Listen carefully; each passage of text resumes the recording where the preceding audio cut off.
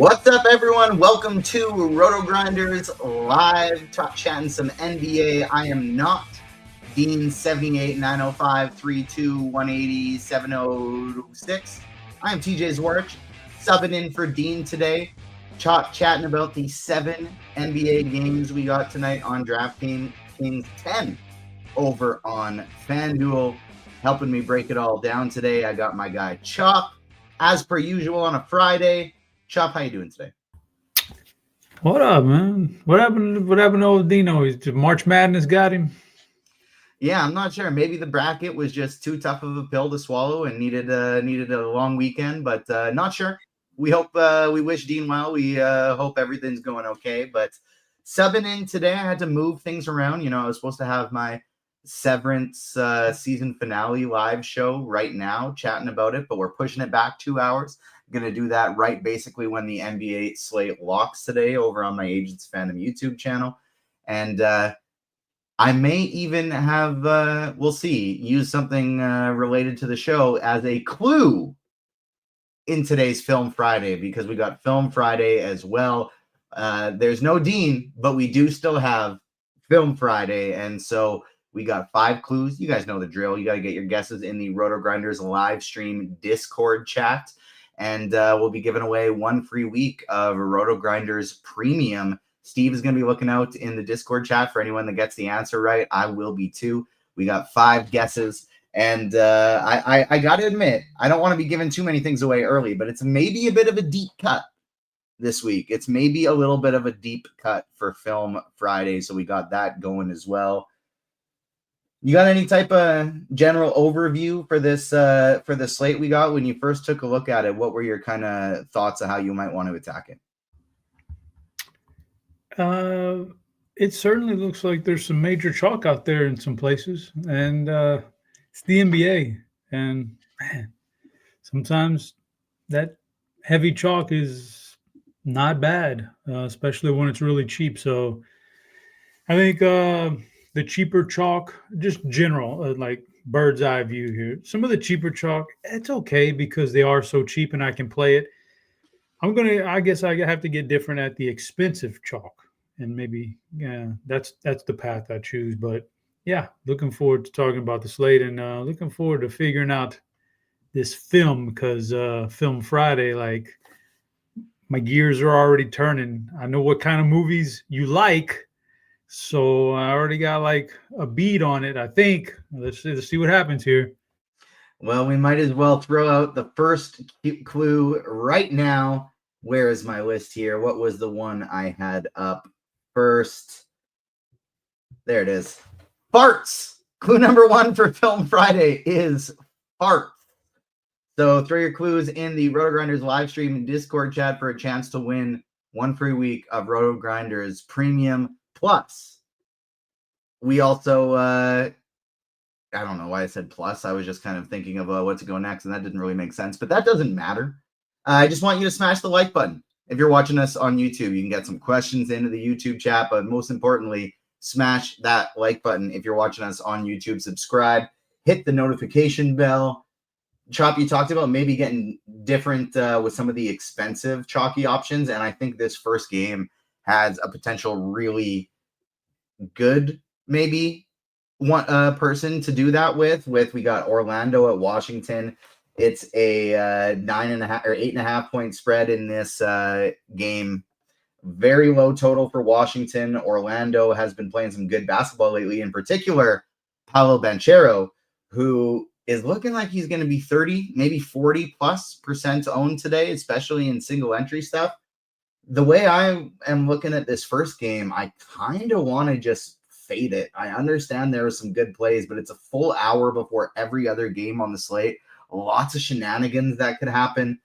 I'm kind of looking at this first one and thinking maybe Banchero with some chalk that I fade, and I just get off this first one entirely. What do you think? Well, yeah, I saw the ownership on Paolo, and I was like, all right, that's a bit much for 9,900. There's a way we can get away from a third of the field right there. First off, Washington doesn't do anything for me at all. Like no, nothing moving the needle over there. I can fade all that. So I was like, all right, let's get some leverage. Let's check out Franz Wagner. But then I'm seeing that his ownership could very well be just as much as Paolo. Like it's gonna be a close call on those guys. So yeah, I think ultimately, if I'm not playing one of those two guys, I don't have an interest in the other Orlando guys. Don't have an interest in Washington, and with that ownership, not sure I want to play either one of those stars for Orlando either. So even though it's a good matchup, even though Franz, I'm thinking he gets a little revenge for his brother. He used to play, a little revenge for your brother. Like your brother used to play there. I'm gonna get him back for you. I'm gonna get him back for you, big bro. Don't worry. But I don't think I'm gonna be able to play anybody from this game. No, I'm with you 100%. There are some guys on Washington, like Jalen Martin, I see has that 3,500 on DK, has a tag from Taylor as a salary saver. He's a guy that stepped in, played 27 minutes 2 games ago, 31 minutes the game after that, and he's performed really well for his price tag. And so I do think he's somewhat viable, but I really want to go with the strategy, I think, to just skip this game entirely. It feels weird to start the night off with a catch-up game, but I kind of feel like that's the way to go with this one. Any final thoughts on Orlando and Washington? Well, it's definitely, it makes sense in terms that you got this game going off, and then you got a long break into the next game. And this is an island game all by itself with an hour to the next game. So potentially news coming down. It's not bad to leave every single one of your roster spots open in that scenario. So I'm cool with it. I just saw something on Twitter about Precious Achiuwa and the NBA investigating him, but I'm realizing now I don't think that's a reporter. I think it might just be an angry Knicks fan. So I don't know if Precious Achiuwa is actually getting investigated for people for him, like betting on his own unders, or if he's if that was just some Knicks fan that was pissed off at how he's been playing lately. Steve says it's definitely an angry Knicks fan. The guy who just sent it to the group chat that I saw is the guy that notoriously falls for things that aren't true. And so I immediately pegged it as something that may not be real. Not quite time for a Film Friday clue number 2 yet, but it is a Friday night shop. And I know that Friday night for you is usually movie night. Do you got anything on the agenda for at your house this evening? Yeah, in fact, I do. Gonna order a little food, even though I don't like to order food too much, but gonna order a little food, and then I think I'm gonna watch Killer's Game on Stars. I think it just came out on Stars last week or something, and so I'm gonna hit that one up with Dave Bautista.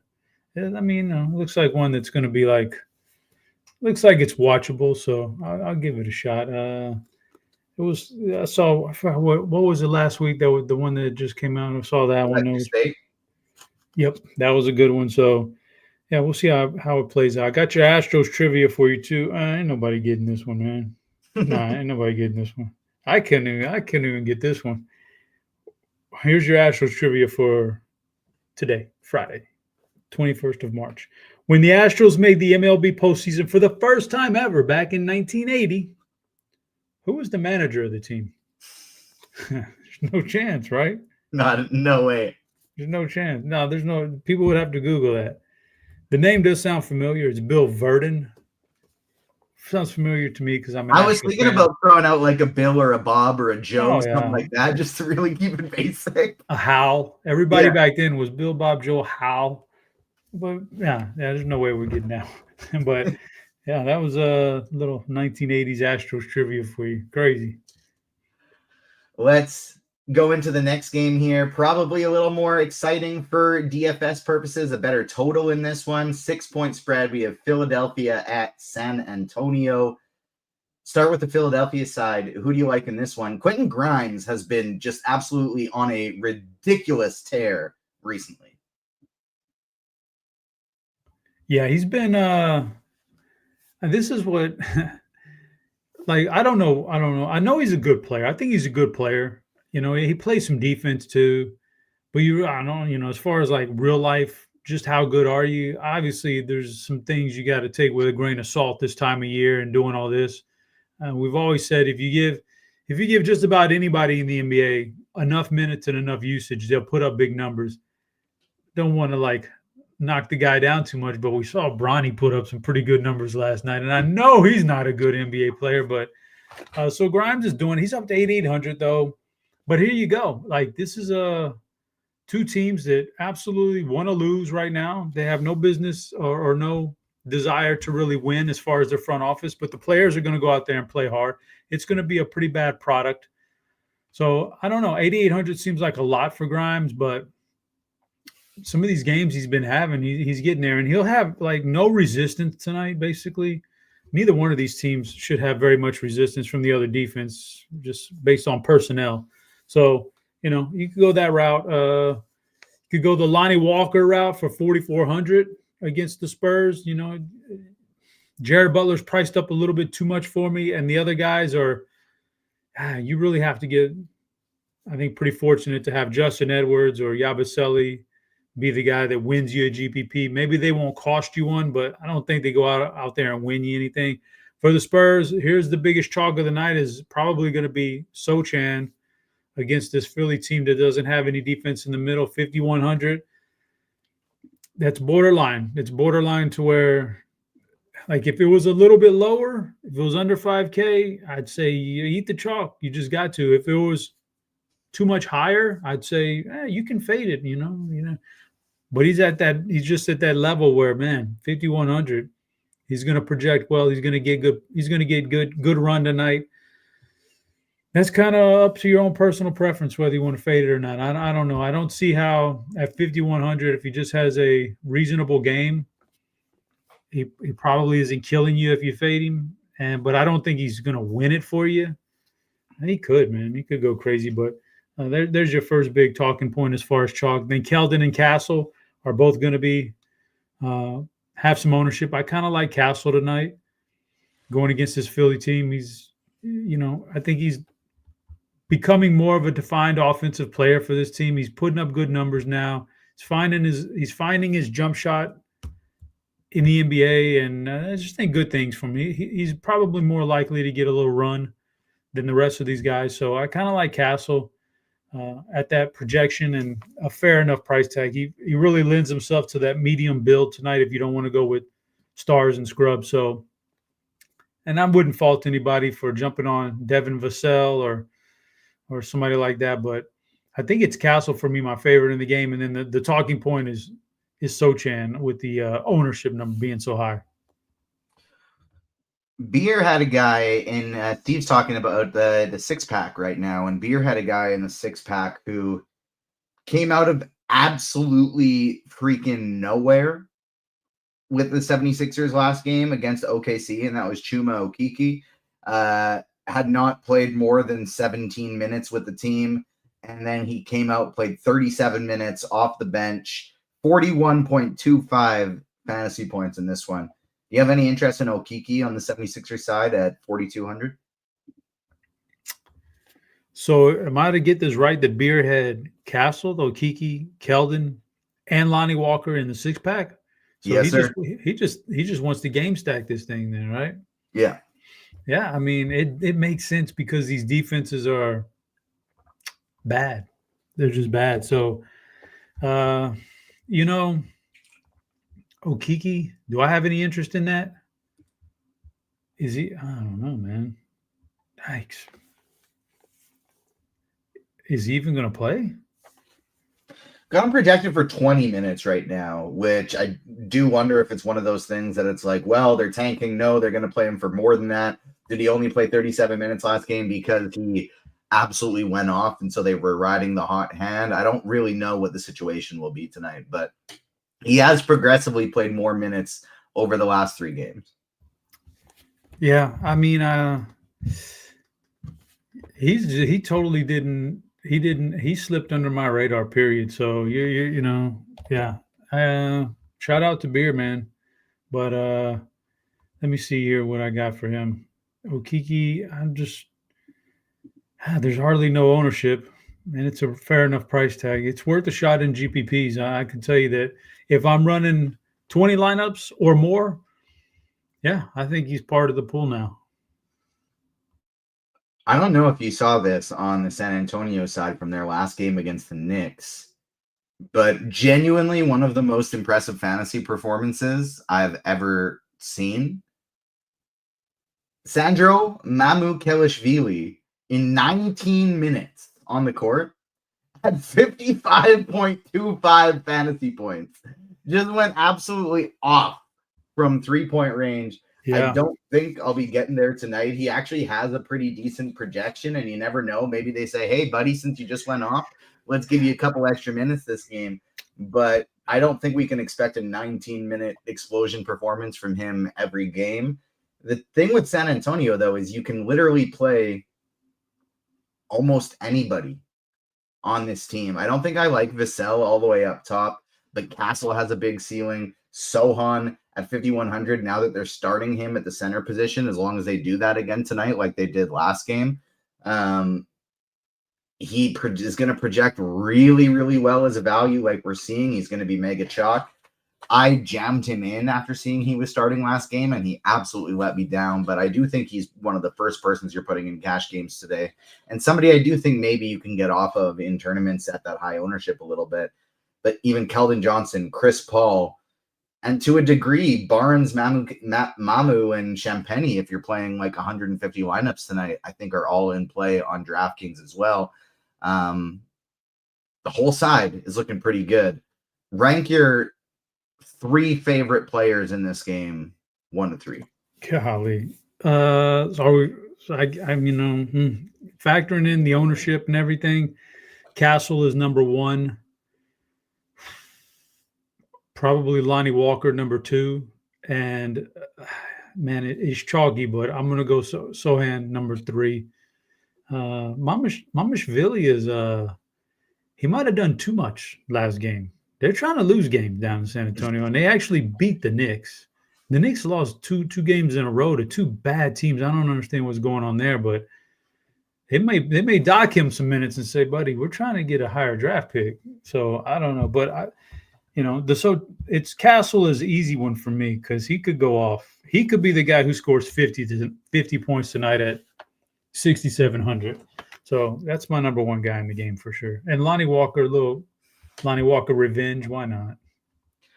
2 teams that are not playing any defense at all, but 2 teams that also are wanting to lose. And so it's a tough game to figure out how to target, because if you pick the right guy who's going to play a lot of minutes, you can get someone who absolutely smashes. But it's a tough spot with both of these teams not really wanting to win the game. Clue number 2 for Film Friday. And I do think it's very interesting. Do you mind if I share your first guess? Is that okay? Yo, don't bother me. Your first guess was Shrek, and T. Carter in the chat guessed Swiss Army Man. And I dropped this in my in a group chat with some friends, and those were the very first 2 guesses from my group of friends that I dropped it in as well. So you guys are all thinking on a similar track. Guess clue number 2 for Film Friday is angry. Angry is clue number 2. Get your guesses in the RotoGrinders live stream Discord chat. Also, smash the like button if you're watching us on YouTube. We do not have enough people hitting the like right now. I guess I have to do my demonstration. This is for you, J3. Take your mouse if you're on your laptop or your phone. Take your mouse. You got to slide it over, and all you got to do is click hit the like. It's easy. You just got to give it a little click. If you're watching on your phone, it's tougher. It's more difficult. I apologize, but we still need you to do it. You got to go up to YouTube, pull it up on your phone. Usually it's the first one, but I have a Severance show right after this, so it has dropped to the second one on my feed. But there we are. And see, there's no like button there. It's tough. I'll put it right to the screen. There's no like button. You can't see it. You got to hit the little X in the corner. Hi, chat. And then, bang, there's the like button. You give it a little click. Thank you so much for taking the time to do that for us. Next game here, we got Houston and Miami. Potentially another little bit of a catch-me-up game here because we got a really low total in this one. 108.5 implied team total for Houston. 104, a measly little number for Miami. Dean's team, your team, Houston and Miami. Who do you like in this one? kind of don't like anybody. With Amin Thompson coming back, it's just going to muddle things. He's 8,900. I don't think you can play him, but he's going to take up. I kind of don't know how they're going to treat him after being out for a while. It's an ankle. If he's good to go, he's good to go, and probably going to get normal minutes, but maybe not normal minutes. Maybe he is docked a few minutes, and then you can't play him, and you can't play anybody else. Tari Easton's priced up. He's been starting, and Şengün and Green. I mean, I guess if you wanted to take a shot in GPPs on Jalen Green, he's a little bit cheaper than Şengün, so maybe that's the route you take. And he doesn't have the matchup with Bam, so you go that route. I'm just not really that interested in this game, to be honest. Bam on the other side, okay, I could get by him. If you think you can exploit the Şengün defense, sure. Tyler Hero, don't forget there's some bad blood here between Tyler and Amin Thompson. So I don't know what's going to happen there, but Tyler's at home. You're really dependent on him getting hot from three-point range to carry you in GPPs if you're playing him right here. And I just don't know that that's the route I want to take tonight. So I kind of don't like this game from a DFS standpoint. I don't mind sitting this one out and figuring out where to go at other places. Like, what's your best scenario for having a GPP winning performance? Is it from a game like this where it's, pretty good defenses, priced up players, and all that good stuff? Or is it taking those rosters and instead all of them and just focusing on these games, the one we've already talked about and the ones coming up where there's no defense being played and some crazy guy is going to pop out for 50 and then somebody on the other team is going to go for 40? Like, that's where the GPPs are won and lost. And by the way, before we go back to you, are we going to get anything out of Severance tonight? Is it just going to be a bunch of like cliffhanger for season 3? Because there is a season, You get a lot. You get a lot. Oh, you've already seen it? Yeah. I came out late last night. Watched it last night. So at 5 like right after this, I'm basically doing my live Agents of Fandom like breakdown of the finale, where we're gonna like fully get into it with all our theories and everything. But it's a very good episode. It's a good. Okay. The best part is it's like an hour and 17 minutes long. It's like a little movie. It's like a little movie, which after the last 2 episodes, I feel like we kind of needed it. So it was good. Yeah. It's good stuff. Okay, I've been looking for, but I can't catch it until like Monday. So I'm really hoping to avoid the spoilers. Absolute lips sealed on this side of thing. No spoilers here, but if you do want to catch some spoilers for Severance, like I said, you can come over to the Agents of Fandom channel after the NBA slate locks to watch me over there and talking about it. Speaking of, Steve, we might as well put up clue number 3, because what is clue number 3, you ask? Clue number 3 is Severance. Severance is clue number 3. So we have first 3 clues for Film Friday. We have farts. Fun little first clue. Silly little first clue. Number 2, we have angry. Number 3, we have Severance. So get your guesses in the RotoGrinders live stream Discord chat. First one to win gets a free week of RotoGrinders Premium. It's also a very important milestone, or a week away to be exact, for a very important milestone and moment for RotoGrinders, for GrindersLive, for Crunch Time, for the YouTube chat. Curious if anybody knows or can guess in the YouTube chat what we are exactly 7 days away from. Almost exactly 7 days to the minute away from getting here at RotoGrinders. I want the chat to guess, and I want you to smash the like button. From a Houston and Miami side of things, I'm with you. I think especially if you're playing a lot of lineups, it's really not hard to get overweight on maybe Şengün, but I don't know if I'd go there. But Jalen Green and Tari Eason, the prices are priced up, and it's not great. But having said that, like, we've seen just massive ceilings from both of these guys lately, even with Fred VanVleet back in the lineup. Green's been absolutely incredible, playing huge minutes. Tari Eason, not necessarily going to get the huge minutes all the time, but we see the massive stocks upside, ceilings shown every second or third game with him. So I absolutely think it's totally fine to get overweight on those guys. I think on the Miami side, that's probably just a full-on X out for me. Lord King Guru says MLB Fantasy close, but that's 6 days away. Not MLB Fantasy, it's 6 days away, but you are on the right track. Next up, we got an interesting game, 20.5 point spread. One of the biggest spreads I've seen this season, OKC at Charlotte. Sub 100 point implied total for Charlotte, over 120 for OKC. Charlotte at OKC. Tough to expect this one not to be a blowout. We've seen OKC be sitting their guys recently. Doesn't look like that's the case tonight with SGA back. So Hartenstein back as well. So Charlotte and OKC, who do you like in this one? Yeah, so you start off with the OKC side, and I'm a lot less interested in them just because this is going to be a blowout. These guys already know. This coaching staff already has an idea of like the kind of minutes limits they're going to put on guys tonight. They know this. So, oh man, I can't guess this movie either.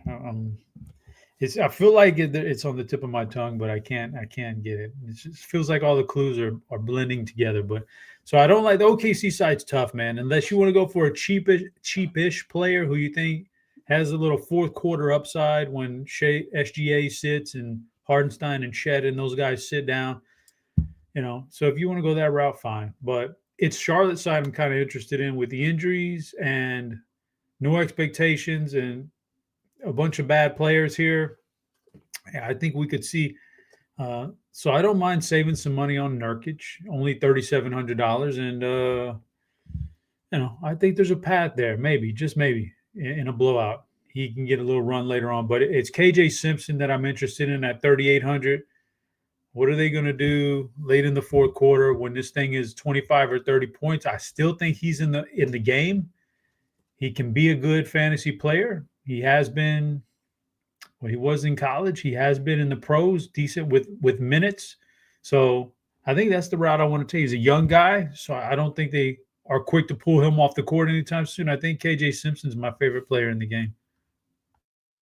Yeah, projecting as one of the top values on the slate for sure, and really not that high of ownership for him. Like, we're only projecting like sub 30% for KJ Simpson tonight, so definitely not as high as we would typically see for a guard who projects that well. So I like that call quite a bit. I love Yusuf Nurkic in this spot back in the starting lineup. Or at least that's what we're projecting right now. A little Simpson and Nurkic stack is a very, very cheap way to get access to this game. And I don't really think there's much else. Like Diabate, if I'm running 150 lineups, maybe I include in there as well. He's projected for 22 minutes, projects pretty well. If Nurkic gets in foul trouble or if this gets really ugly, maybe they go to Diabate more instead. Same thing for a guy like Wendell Moore. If you're playing a ton of lineups, he can maybe be in there. Miles Bridges has been playing some really good basketball, had been until his last few games. But I think it's mostly Nurkic and KJ Simpson for me as well that I would have interest in here. Is there anybody on OKC you'd want to play? Like, they're kind of been priced up for injuries, but the only guy out now is Jalen Williams. If you twisted my arm, it'd probably be somebody like Wallace. Just, anybody that's above 5K, I don't want any piece of. So it'd be somebody in below that. And Wallace, maybe a Wallace or a Isaiah Joe or somebody like that. Yeah, Wallace, unless he's out, and then you make the pivot to Isaiah Joe kind of thing. I like that a little bit. If you're playing a lot of lineups, again, like, you can always play SGA. He might only play 3 quarters in this one, but he could have 70 fantasy points in those 3 quarters. This is still a guy trying to win the MVP. So no qualms with playing SGA, but I wouldn't do it if I was running 1 to 3 lineups. That's kind of just a MME scenario for me. Another game with a big spread, 14.5 points, but we got a lot of potential value in this one as the New Orleans Pelicans have lost Trey Murphy for the season. He joins DeJounte Murray. He joins Brandon Boston. And who else did they have out for the year? They had one other guy out for the year as well. CJ McCollum is like the last pretty darn good player left in this New Orleans Pelicans. And we're looking at guys like Olenek and Alvarado and Matkovic and Misi and Brown and Hawkins is all guys picking up pretty big minutes today. Alvarado is maybe my favorite play on the slate. Hawkins is incredibly cheap today and looks really good. And I think I'd want to make a rule that I'm playing at least one of Hawkins, Alvarado, Bruce Brown in every single lineup I play tonight. What do you think about the Pelicans? Low total, but pretty tight rotation too. Yeah, they definitely look fantastic tonight. Minnesota is a fair team, but they haven't been as good of a defensive team this year, so it's not like you're worried about getting shut down. We got some low price tags here. Yeah, so I'm with you on that one. New Orleans looks good. Alvarado is a great play. Fantastic play. Hawkins is okay. Any of these other guys, these younger guys, are good too. I think everybody's in play for New Orleans. And as far as their maybe top 5 guys minus McCollum, I don't know that I want to go McCollum in this game, but any of these other guys are cheap and definitely in play. And then on the flip side, New Orleans, it's just a matter of how fast they run away with this game. If they do run away with this game, they haven't been very good. But so if you get some fourth quarter time out of these good Minnesota players, I think, there's a path there to return their value. Anthony Edwards is a bit pricey for a 15-point spread and, potential blowout. That's a bit too much. But the other guys, I could certainly take a swing at. A Naz Reid, a Julius Randle, 7,600. If, it feels like the kind of game he should thrive in against a garbage opponent. So a DiVincenzo getting some run down there. So I think there's paths on the Minnesota to run it back with a one-off. And New Orleans, I'd set my lineup HQ for 3 max, but because it's going to probably want to shove several of these guys in your lineup. They're so cheap. But yeah, it's tough to pass up on guys in the $3,200 range that are going to project pretty good. And that's what we got here with Jordan Hawkins and some of these other guys. I think I found my favorite sneaky value on the slate, and that's Nickeil Alexander-Walker for the for the Wolves, because he's only $3,200 now. That price has gone down significantly, and this is a guy, even when they're healthy like this, he's still going to play 20 minutes, probably get you 15 to 20 fantasy points, and if that happens at $3,200, you're fine. That's okay. There's nothing wrong with that. But if this blows out like we expect it to, and he plays 28, 30 minutes, Nickeil Alexander-Walker could smash that price tag at only $3,200 against a team that doesn't play any defense. So I really like him all the way down there. And I think that might be my favorite way to play this game, is go like Alvarado, Hawkins, and Alexander Walker. Man, dude. I think that's a good that's a great point. It saves you. You look at all that money you're going to have left over. You could potentially have, and if you catch the right game script with the right minutes here, you could have the 3 highest scoring players in the game maybe for very cheap or close to it, close enough. And then you can just do whatever you want with the rest of your roster. I actually like that. Isn't that a little revenge spot for him too? It's the Pelicans? I don't remember, actually, but I like it. Glad we're on the same page with that one. Nickeil Alexander-Walker, potential favorite sneaky salary saving slate breaker tonight. Some a little alliteration for you. And let's go, speaking of alliteration, back to Film Friday. We'll go clue number 4. For the people playing along, we got on YouTube. You can get your guesses in if you want. You're not going to win anything, but you can get your guesses there if you want while you're smashing the like button. Film Friday, clue number 4 is I don't remember, so I'm waiting for Steve to put it up on the screen. Frankenstein is clue number 4 for Film Friday. I'm going too fast, and that's why I'm trying to just like slow things down, and I'm not sure what to talk about and how to run as loose of a ship that Dean does. Dean's always so great at filling out the full amount of time and keeping the people entertained. And I'm realizing now we don't got crunch time coming in for like 40 minutes, and we have 2 games left. So probably a good chance we're going to be making it through those FanDuel games as well. And we got some time to kill here, Chop. So any what going into the baseball season, Ooh. how excited are you for your Astros? How excited are you to switch over to some MLB DFS? How do you feel about baseball this year? I mean, MLB, it seems like every year it just can't get here fast enough anymore. NBA used to be so good, but boy, is the product suffering these days with these teams tanking and the way it shapes out. MLB just can't get here. I was just thinking today, I'm on the schedule for next Friday. So 1 week from today, I'll be on the schedule, but it'll be MLB. It'll be MLB talk. It won't be NBA anymore. And I can't wait for it. I think personally that the Astros are going to be good, but I just can't wait for MLB period. So I'm looking forward to it. Now there's going to be a lot of people who are going to complain that it's not fair this year. The Dodgers are going to win it all. They've already bought their title, but I can't wait till the playoff. You just never know. In that little 5-game series or even a 7-game series, you catch the wrong side of variance and the other team catches the right side, you get upset. So it's not like the NBA. Like when the Warriors were great and you knew that with Durant, it was a foregone conclusion, man, they're going to win the title. But with MLB, even as good as the Dodgers are, there's still question marks there. So I'm looking forward to everything. I'm looking forward to the Yankees regressing and maybe not even making the playoffs. I'm looking forward to, you name it, man. The Detroit Tigers, can they take the next step up?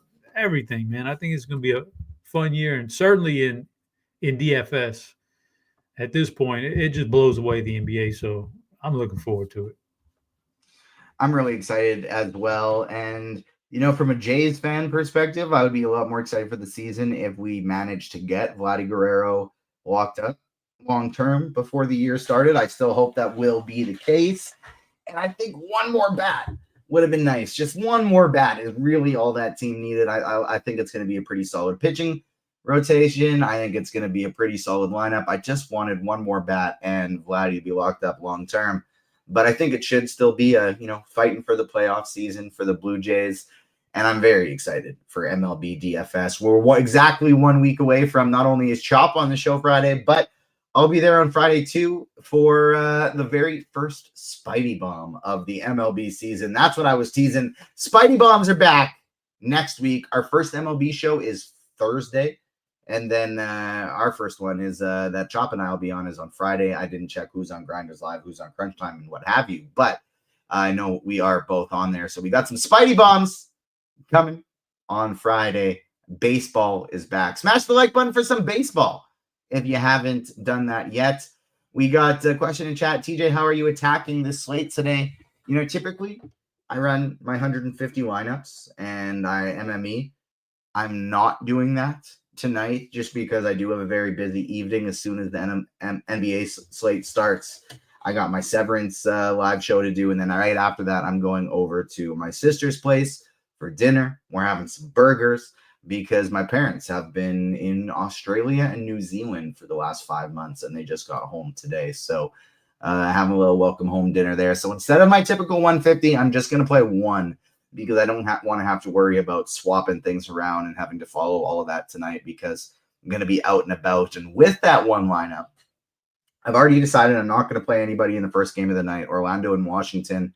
Some value for Washington. Some expensive, mid-tier expensive guys with Wagner and Banchero that we might be playing tonight for Orlando, but I'm going to just fade it and go with the later games. And I really like the idea of the mini stack in that game we just talked about, New Orleans and Minnesota, Alvarado, Hawkins, and then on the other side with Nikhil Alexander-Walker, someone who's a little blowout proof.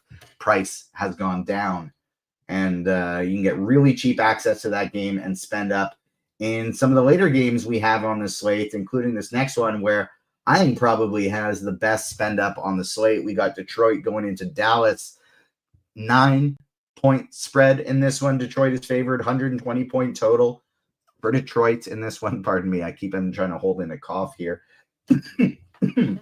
But we got Cade Cunningham, who I think is probably the best spend up on the slate. Dallas they don't have all that many bodies left, and the ones they have aren't very good, and they're getting a lot of usage, but the prices have kind of adjusted, except for maybe a few of them. Start with the Detroit side of things. You agree, is Cade the top spend up on the slate? And who else do you like here? Oof. The only problem I have with Cade is that boy, Dallas just stinks, man, right now. Nobody's not a lot of talent out there. So I do worry about the blowout factor. But then I think about the other guys in his price range throughout the slate, and SGA, that's blowout factor city right there. Can't play him. Jason Tatum, we haven't talked about yet, but that's a blowout. Utah, we already talked about Paolo. Too much ownership right there. Anthony Edwards, potential blowout, expensive price. Like where I don't know, man. So it might be Cade as the best spin up by default, even though I didn't want to play a guy that pricey against a team that bad. That's typically not. And maybe we don't. Maybe we don't do that tonight. Maybe we set maybe the most expensive guy in our lineup is 8K or something like that. And Quentin Grimes in an actual close spread game, which feels weird. I'm starting to think about that 8,800 does not look so bad now, because he's probably going to get a hell of a lot of run, and he's obviously put up the numbers. But that's kind of how NBA. I don't even know how many weeks we have left of NBA DFS, but it always feels like with about 2 weeks to go, you start to get to a point where you can leave a ton of money on the table and you can do weird things with your lineup, and that's what wins GPPs. So maybe tonight, yes, is Cade the best spin up? I think so, but it's kind of by default, and I kind of don't like any of the spin ups. So I'm starting to think of a strategy where it's just let's not spend up too high on one particular position, and let's just balance out our roster here, and maybe some of that cheaper chalk that we've talked about already. Maybe we don't play that. Maybe we get away from that and have an extremely balanced lineup where everybody hovers between Quentin Grimes, 8,800, and Jeremy Sochan, 5,100, as the cheapest guy, and everything in between makes you different. So, yeah, I think he's the best spin up, but I don't know that I want to go that route, though. Lil Dicky, good. Steve on his gift game as per usual. When's Little Dicky coming back out with a show, man? The Dave show? I'm not sure. That's a pretty funny show. If Dave has another season coming out or not, but usually I'm right on for those type of things. I have the info ready to go, but I can't remember for that one. What do you think about this? Is going all the way back to the Washington, or we'll wait actually until we get through the DraftKings slate to start going over some questions here. But what about like the mid-tier guys in this game? Because there's actually some decent prices. Like Jalen Duren, 6,700, doesn't look bad. Tobias Harris, as much as I hate ever playing Tobias Harris, he's been producing decent, and his price has gone down 55. Beasley's price has gone down at 47. And then on the other side of this game, like they're healthier than they've been in a while. Brandon Williams is expected to be back and starting. Dinwiddie's been priced up. Klay Thompson's back and priced up. PJ Washington's priced up. I think the only guy on the Dallas side I'd have any interest in would probably be Kai Jones. Yeah, I think you're right. Detroit is a pretty decent team. They're fighting for playoff spot. They have a good enough defense, and so yeah, I think I'm with you right there. There's a lot of guys on the Dallas team that are either priced up far more than we've ever seen, or I just don't think are very good, and I don't want to play. I just don't want to play them. So I don't think. I think Kai Jones, probably Max Christie, maybe would compete with him in my opinion, but otherwise. Yeah, I don't want to pay 8K for Najee right now. PJ Washington, not worth that price. Klay, can't play Klay anymore. So, yeah, I think that's the route you take. And as far as that mid-range, yeah, the Jalen Duren could definitely be a guy that ends up on my team as just a high upside guy in a great matchup. Maybe Cade defers a little bit more. Hands out more assists tonight, and some of them go to Duren as a major scorer. Maybe it's Asir Thompson at 43. Just racking up the defensive stats against a very poor, undisciplined opponent. So I think that's the route. I think that's the route to take here. Only one game left on the DraftKings slate. So I think after this one, we'll go back and talk about, favorites in each price range that we're going to. And then we'll still cover these FanDuel games here because we do have a ton of times. It's just there's not been much about any of these games that's all that interesting. So we've kind of, in addition to, being down a Dean, who's the man at carrying us through a long show, it's also just like a not that complex or even interesting 7-game slate on DraftKings because there are 2 games on the whole slate with a spread of less than 9 points in this one. We got a whole bunch of teams tanking. So it's and a lot of guys coming back from injury, like a lot less, especially on this DraftKings slate. There's more on the FanDuel slate coming up, but especially on this DraftKings slate, there's a lot less injury news than we had lately because the guys who are out have already been ruled out and not as many Q tags and a lot of guys coming back from injury right now. I know Steve was about to drop clue 5 scrolling at the bottom of the screen. So we will have clue number 5 for Film Friday right away here. We did get some news start trickling in. Cole Anthony has officially been ruled out. So Corey Joseph is starting for the Magic. And this impacts the FanDuel slate quite a bit, but Donovan Clingan has been downgraded to questionable with an illness. Clue number 5 is cutlery. Cutlery is clue number 5. So our 5 clues for Film Friday. First one is farts. Second clue is angry. Third clue is severance. Fourth clue is Frankenstein. And fifth clue is cutlery. Chop, you got it. You got any more guesses to get in there? Well, I thought it was something was okay. I'm not going to give anything away here, but I was thinking by the first 3 clues, I don't know why my mind went to Thanos, I don't know why. Severance because they cut his arm off and, I don't know. And then Frankenstein kind of, but I think I'm way off on that. I don't know. Maybe I'm not. Cutlery. And then you did severance and you did cutlery. And if this was a TV, if this was a TV or a show, not a film, the dude from Severance, who's the main star from Severance? Adam Scott. Adam Scott was in that TV show on Showtime or whatever, where he was like a waiter for a man. So that's what I would have get, but it's a movie, so that's not it either. I don't know, man. I'm just off. I gotta really think of it. It's hard to think about it and then look at these games at the same time, but something I must be missing something. If you get on the wrong path right away, you're screwed. So I might be the Thanos thing might have threw me off, but I don't know. I'm anxious to see what the answer is now. The YouTube chat, as soon as the 5th clue went out, immediately 1, 2, 3 people got it. Jason Green, Michael Anderson, Butthole Jenkins. T. Carter in the Discord chat got it on clue number 3. As soon as when Severance dropped, T. Carter in the Discord got it. So he got it on clue number 3. He will get 1 free week of RotoGrinders okay. added to this. Tell me, what's the movie? It's a bit of a deeper cut. And the movie is 1999's Mystery Men. And so the farts is for one of the characters, and it's a ragtag group of dummies with very minor superpowers who get together to try and save the world. And farts is due to one of the characters named Spleen. His power was anytime he farts, he makes people faint. If people smell his farts, they faint. Number 2 is angry, because the main character of the movie Mystery Men, his name is Mr. Furious. We needed one synonym in honor of Dean, who isn't with us for the show today.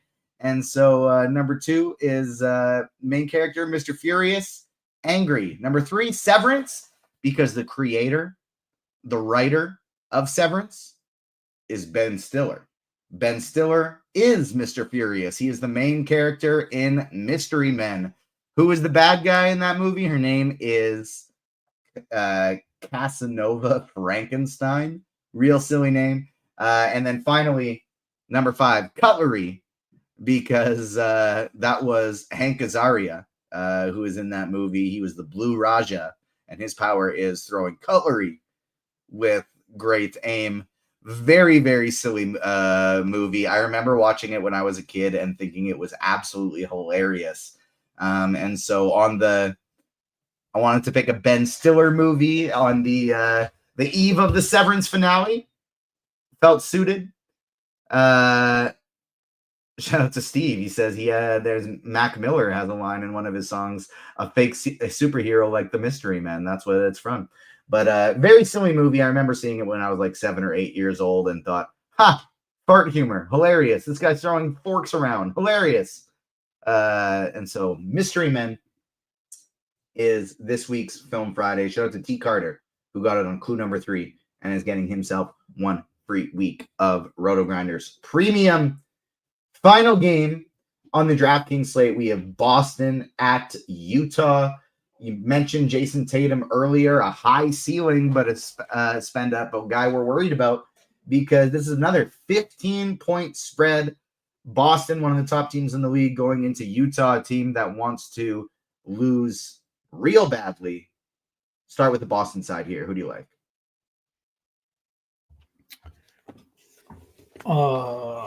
Nobody. Like, it's another game here where you have a team who's really good against a team that's absolutely wants to lose and put a bad product on the court, and we're expecting this thing to be like what the NBA thinks this is going to be good, or this is going to be competitive. No, this is terrible, man.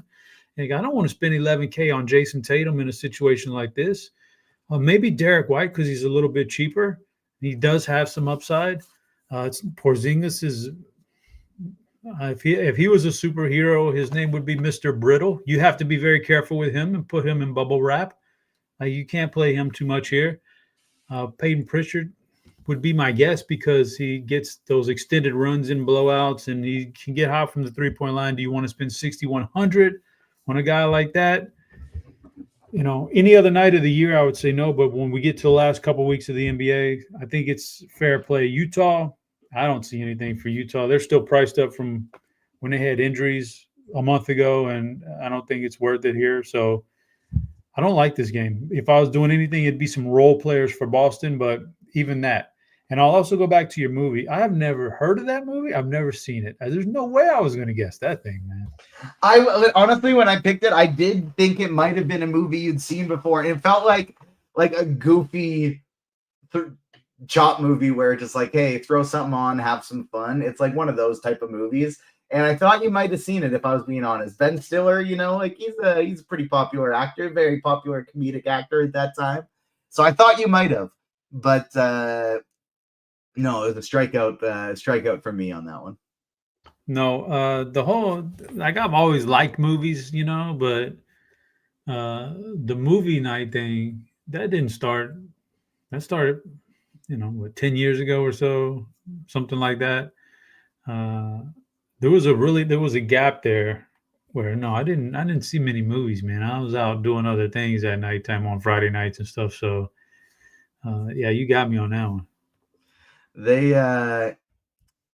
I'm in a stretch right now where my actually tomorrow is we're having our first birthday party for my daughter, and we're at the stage right now where we're just really trying to bask in the knowing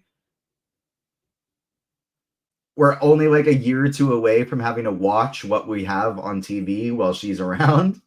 Maybe even less than that. And so we're really trying to enjoy right now, just like we can put the action shows that have a whole lot of violence on. We don't have to worry about swearing yet. And we're trying to just binge through as many TV shows as we can. So it took us like a week and a half. We watched the entirety of first 3 seasons of White Lotus. We are already now we started this like 3 days ago, and we're now on halfway through season 3 of Reacher. And so we've just been absolutely rifling through everything. Going back to basketball, talking about thank you to Puppet Master for the birthday wishes for my daughter. She turns 1 year old on the 26th. We're just having our party a little bit early. On the Boston side, just because we do have a fair amount of value on the slate, I think Jason Tatum is very much in play. Derek White gets a huge usage boost whenever Jaylen Brown's out, so I think he's fine. But I think my two favorites are Peyton Pritchard and Drew Holiday. Peyton Pritchard has played very poorly recently, but I mean, hey, anytime there's no get right spot quite like the Utah Jazz. They're absolutely terrible, and Peyton Pritchard's actually cheaper on FanDuel than he is on DraftKings, so I really like him over there. If he gets hot from three, could have a huge game, play a few extra minutes and a blowout. And then Drew Holiday has actually just been playing really, really good basketball lately. 4 of his last 5 games, over 30 fantasy points. He's two of those, he put up over 40 fantasy points. Kind of seems like they were holding him in check and just like easing him into the season earlier in the year and saying, hey, we know what you can do. You don't have to show out early in the year. Take a little break, take a little rest, go half speed. And Drew is getting unleashed a little bit right now, and he is looking like a real solid fantasy player. So at $5,500, no Jaylen Brown. He is in play. Tatum, White, Pritchard, Holiday. I don't think I'd play more than 2 Celtics in a lineup, but I do really like all of those guys. On the Utah side,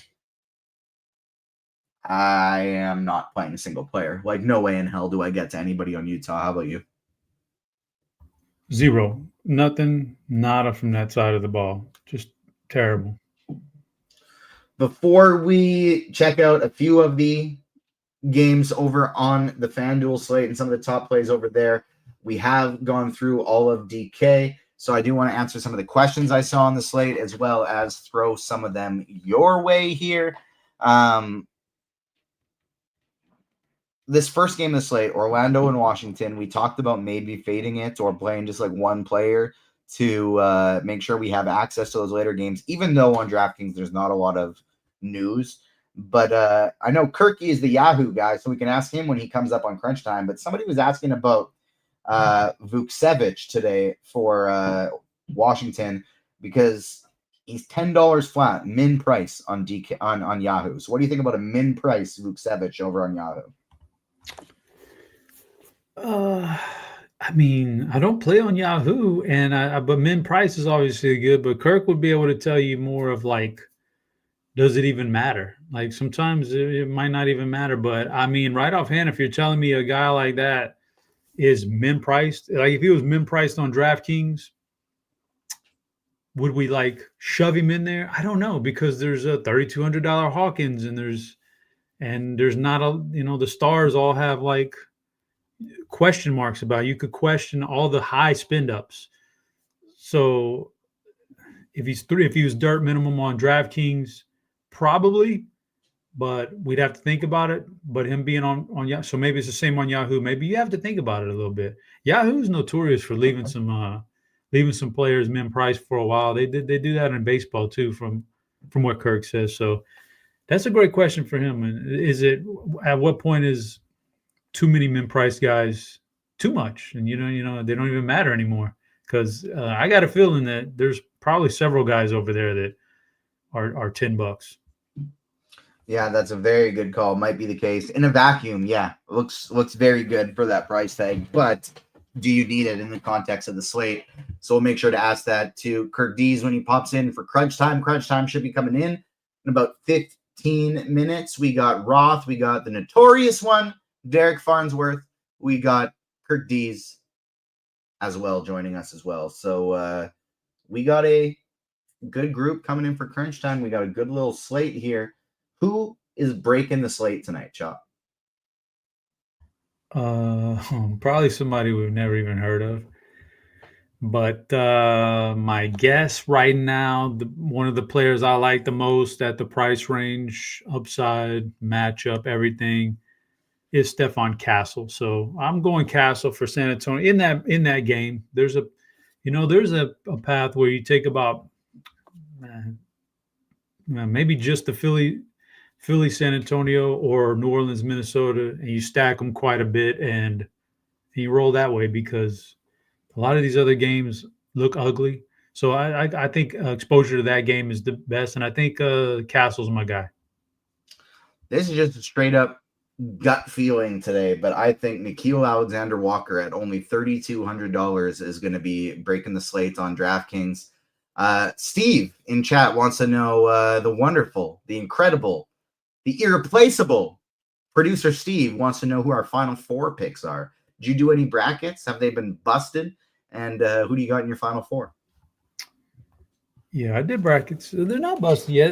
There's no such thing. And so the only bust you can have is if your final four is no longer intact after the first couple of days, or if two of your final 8 is already done, then you're probably in trouble. But the bust thing is kind of overused. It's not a bust unless you lose your final four.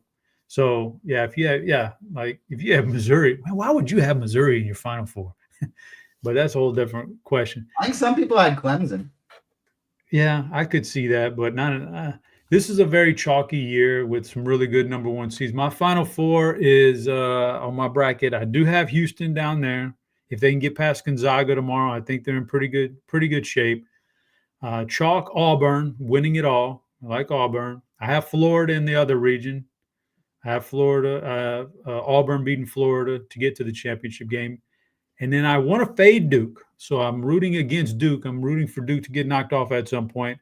I put Alabama in the final four on that side of it. So Alabama, Houston, Auburn, Florida with Houston and Auburn in the finals, and Auburn winning it all. And we'll see how it plays out. Yes, hammer, a chalky. That's very chalky, but people go crazy with like trying to do too much. Look at the numbers will tell you a number one seed or number two seed, how likely they are to make it to the final four in the last 10 years is overwhelming. There's no reason to do like crazy. Only do crazy upsets in the first 2 days of the tournament. Otherwise, stay away from the upsets. Yeah, I go very upset heavy in the first 2 rounds, but my final four is typically fairly chalky like that as well. I got Duke winning it all. Duke is my favorite college basketball team, and so I'm rolling with them to win it all. And I got them beating St. John's in the championship game with my final four being Iowa State, St. John's, Duke, and Houston. So that's what I got going in there today for my final four. Let us know what your final four is in chat, and let us know who you think is going to win the national championship of the spend ups we have on today's DraftKings slate. So I'm looking at SGA, Jason Tatum, Cade Cunningham, Paolo Banchero, Anthony Edwards. 5 most expensive plays. Who would be your top 3 in order for who you'd be prioritizing? The top 3, Cade 1, Anthony Edwards 2, Paolo 3. SGA he's the most expensive and the most likely to miss out on an entire 2 rotations because of blowout. And Jason Tatum, I think, is very similar. Second most expensive. Utah's not going to compete in this game. I just don't think they need Tatum for his last run on that court in the fourth quarter. So, and it might even be more time he misses than that with a blowout. So those are the 2 guys I would leave off. I'm with you. Cade is number 1. I actually think I would have Tatum 2, just because with Jaylen Brown being out, even though this is likely to be a blowout, I could absolutely see this being like a 30, 10, and 10 game for Jason Tatum, even if he only plays 30 minutes, plus just having access to that late night hammer.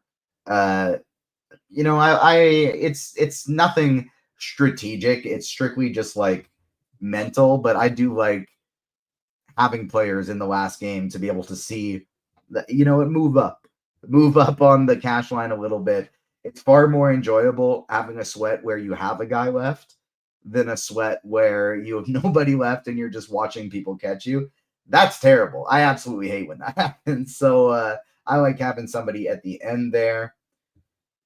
Rank the 3K values on this slate. Hawkins, Simpson, and Nurkic. Who would be your priorities for, if you're only playing one lineup, who do you got to make sure you get in of those? Hawkins, Nurkic, or I think KJ is number 1 for me there. I think Hawkins is 2, and Nurkic is 3.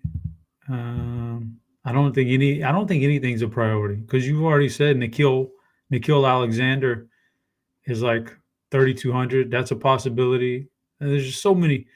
Like if you fade that first game and you kick back, you might get news here later on that so and so is going to start and this team's diminished and these guys are only all less than 3,500. You don't even know what's going to happen. I don't think anybody's a priority in that range. I like KJ number one because he's got a little upside. He's cheap and I think he's got a good. He's in a good situation tonight. But I mean, I don't think any of it is like a necessity right now. The FanDuel slate is much more exciting than the DraftKings slate because we got 3 more games on it. And while, Cleveland and Phoenix, it's got a nice total. But I think we're worried about the game itself too much because the players are appropriately priced. Both of these teams are coming into this one pretty healthy. And so I'm not overly worried about that game at all, really. I think you could just kind of full out fade it. However, Denver and Portland and Memphis and the Clippers look like very, very good DFS targets in this game. Starting with the Denver side of things, they have Nikola Jokic not playing in this one. We got Jamal Murray listed as questionable. Russell Westbrook, Michael Porter Jr., Aaron Gordon, Christian Brown, even Peyton Watson, all of them look really good right now with Jamal Murray in. If Jamal Murray were to sit, this whole team just looks absolutely incredible. Plus, on the Portland side of things, we've had Donovan Clingan downgraded to questionable with an illness. Potentially can get a $4,200 Duop Reith who might play 30-plus minutes in this game. Or maybe it just goes small. But the Portland side of things, they run a fairly tight rotation. And if we're going to have some injury, throw in Jeremy Grant's already out. If you take Clingan out of there too, that's going to be a really, really good-looking team. Like on FanDuel, for one, are you playing on FanDuel tonight? And for two, would you agree that this is the most important game to save room for? No, I'm not playing on FanDuel. They included the late games like this. It's just not going to happen for me on Friday night here. So I'm not playing over there, but you could debatably say these 3 games right here that they included are better than all 3 of them are better than any game on FanDuel. Like I know Philly and San Antonio it's a pretty decent DFS game, but like as far as real life and stars and projections and high price guys and all that, this is a 3 best game. So Denver, Portland, you got those injuries for Denver, and you've got a Portland team that I don't know that if people really have been paying attention to, but they are absolutely trying to win games and trying to earn their spot in the play-in. Denver absolutely wants to win to keep on improving their playoff positioning. It's going to be a big deal here down the stretch. So you got that one.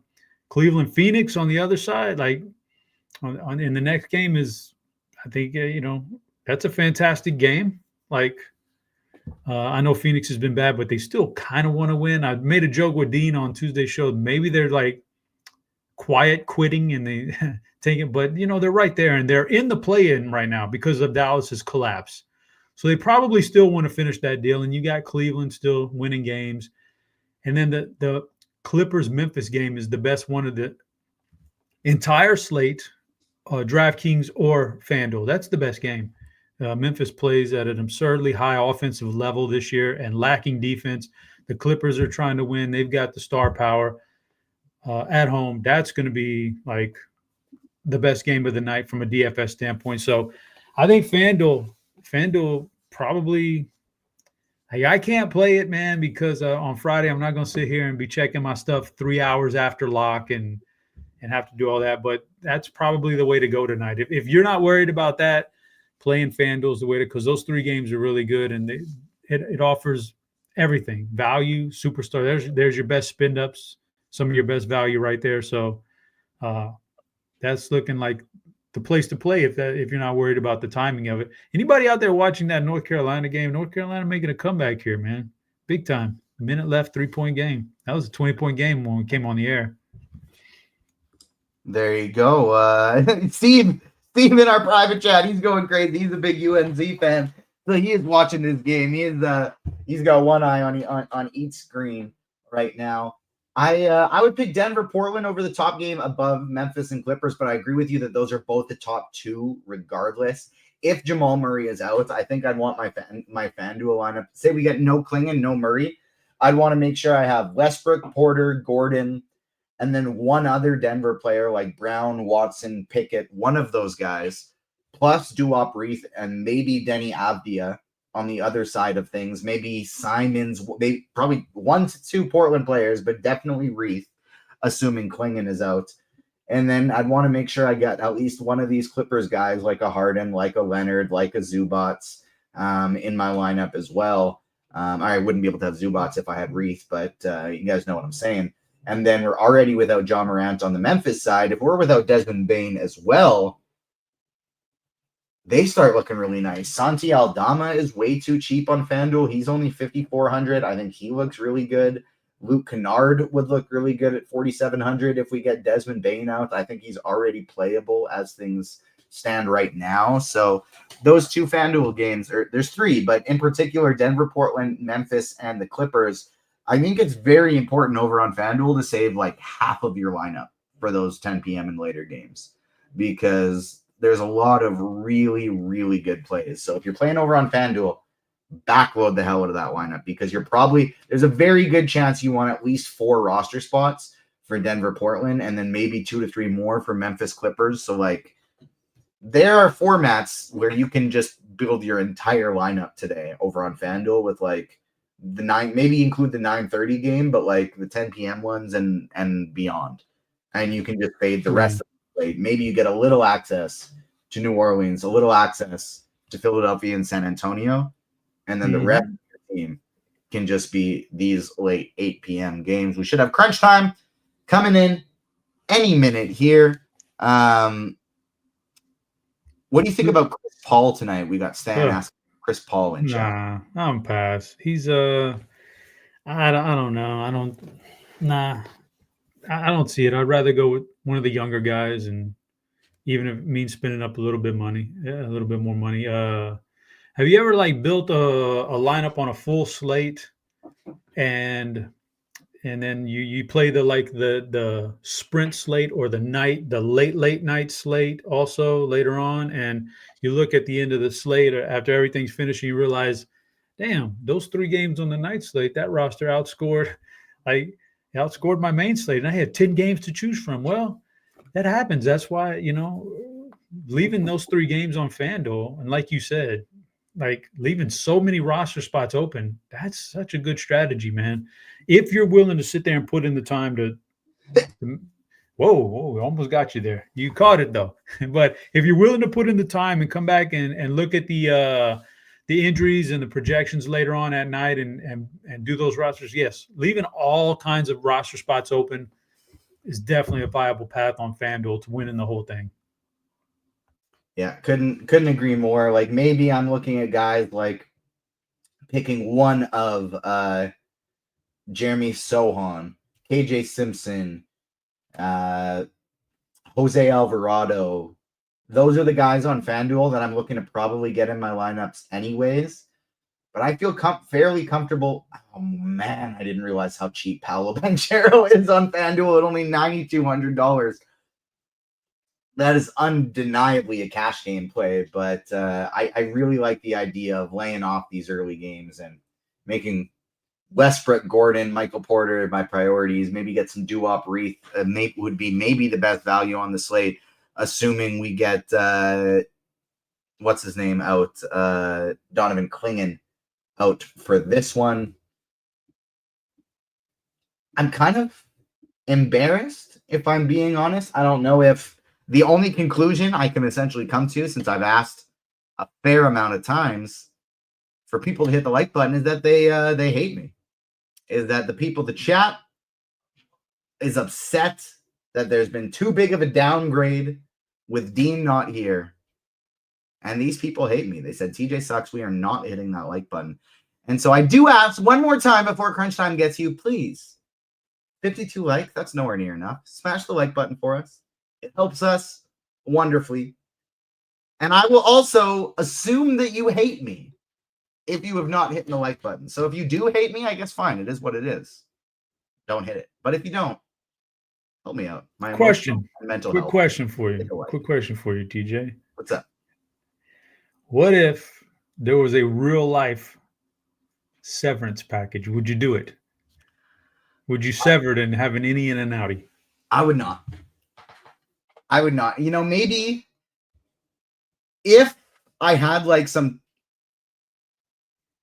even still, like having the, I was gonna say maybe if I had some terrible job like that I really didn't like I'm not a manual labor type of guy. If I had to be like working in a mine, something like that, I think that would be like I wouldn't want to do it. But morally, ethically, I don't think I'd be able to just like subject someone to work being their entire life. Especially if that someone's me, you know? And so I don't think I'd be able to do it. But even in terms of wants, like I'm pretty thankful. I think this job's pretty cool, right? It's pretty nice. Well, It's pretty this fun. one, yeah. So like with the lives we're living, I don't think I want more time in the day. I don't want any less. Yeah. The thing is, what you don't really show you on the show is how bad you can mess with your innie, man, if you really wanted to, as an outie. Like how bad you could really make his life hell, his or her life. Like there's a lot of things you could do. Like, it's just, you know, you could pop some edibles right before they go in. There's just so much stuff, man. You could I don't know, you know, everybody's what is oatmeal? I can eat a lot of oatmeal. Oatmeal causes, you know, a little bit of, you know what I'm saying? Yeah, laxative. That's what I was looking for. There's a lot of stuff you could do, man. So I don't know. I don't know if I would want to be subjected to that or subject anybody to that. But it's like two different. You can't do that, man, because you're cutting your life in half, basically, man. You can't do that. But it's an interesting show, though. It's very ingenious the way they thought it out and did that show. That's for sure. Couldn't agree more. Like I think that's probably, I mean, as it comes to a conclusion, I think it's probably the best show on TV right now. Next one for me was the one that had come closest, at least in this year in 2025 so far, was Paradise on Disney Plus in Canada. Oh, I haven't seen. I want to see that next. That's the one show to me that has been like coming close to as good as Severance. But after binging all these other shows, you know, there's a lot that's enjoyable, there's a lot that's good, but Severance and Paradise have been the two for me that it's like, damn, that is the best show on TV right now. We got Roth in the chat. I'm sure Kirkdiese and Noto will be here any minute. We got crunch time coming soon. Once again, make sure you're smashing that like button for us. Chop, who is your guy again who is breaking the slate today? DraftKings, I went Stefan Castle. Castle on DraftKings. There's a case to be made for several guys on FanDuel. I think there's a much bigger thing over there. On FanDuel, I'm playing GPP. If I was playing GPPs and looking at upside and pricing and ownership and all that good stuff, I'd probably be looking at Jaren Jackson over there. I think that's a great game environment. Like that call quite a bit. And this is nothing really other than a gut feeling. I do think he's got a nice floor-ceiling combo with the potential for a blowout. Plus, he'll get 20 minutes in a regular game anyways. But I'm going with Nickeil Alexander-Walker, $3,200 on DraftKings, breaking the slate today. We got crunch time here and ready to go. Let's bring him in.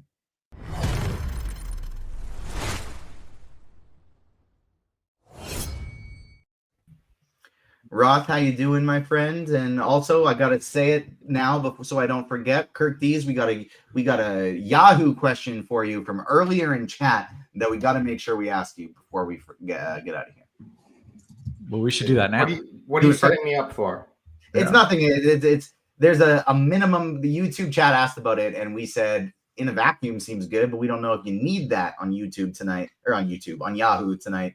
And so you know better than us. But a min price Vukcevic for Washington, is that somebody that you're prioritizing at only $10, or is that even needed over there? No, you can play him though. I looked at him. He's cheap, dirt cheap. That's really all it is. But you don't really need him. There's plus this Klingon is probably, that's huge news. So Duop Reith will probably be what you want. There, yeah, especially with those late games being available on Yahoo. That might be something you want to wait on. Good call. Now, Roth, how you doing, my friend? I'm good. I am confused. I tuned in as Chop was talking about innies and outies. I thought there was a belly button conversation happening. Whoa, what did I miss? Yeah. Ross, Talking some you severance. don't know innies and outies? Jeez. I have truly no idea what we're talking about here. So, Do you have Apple TV Plus?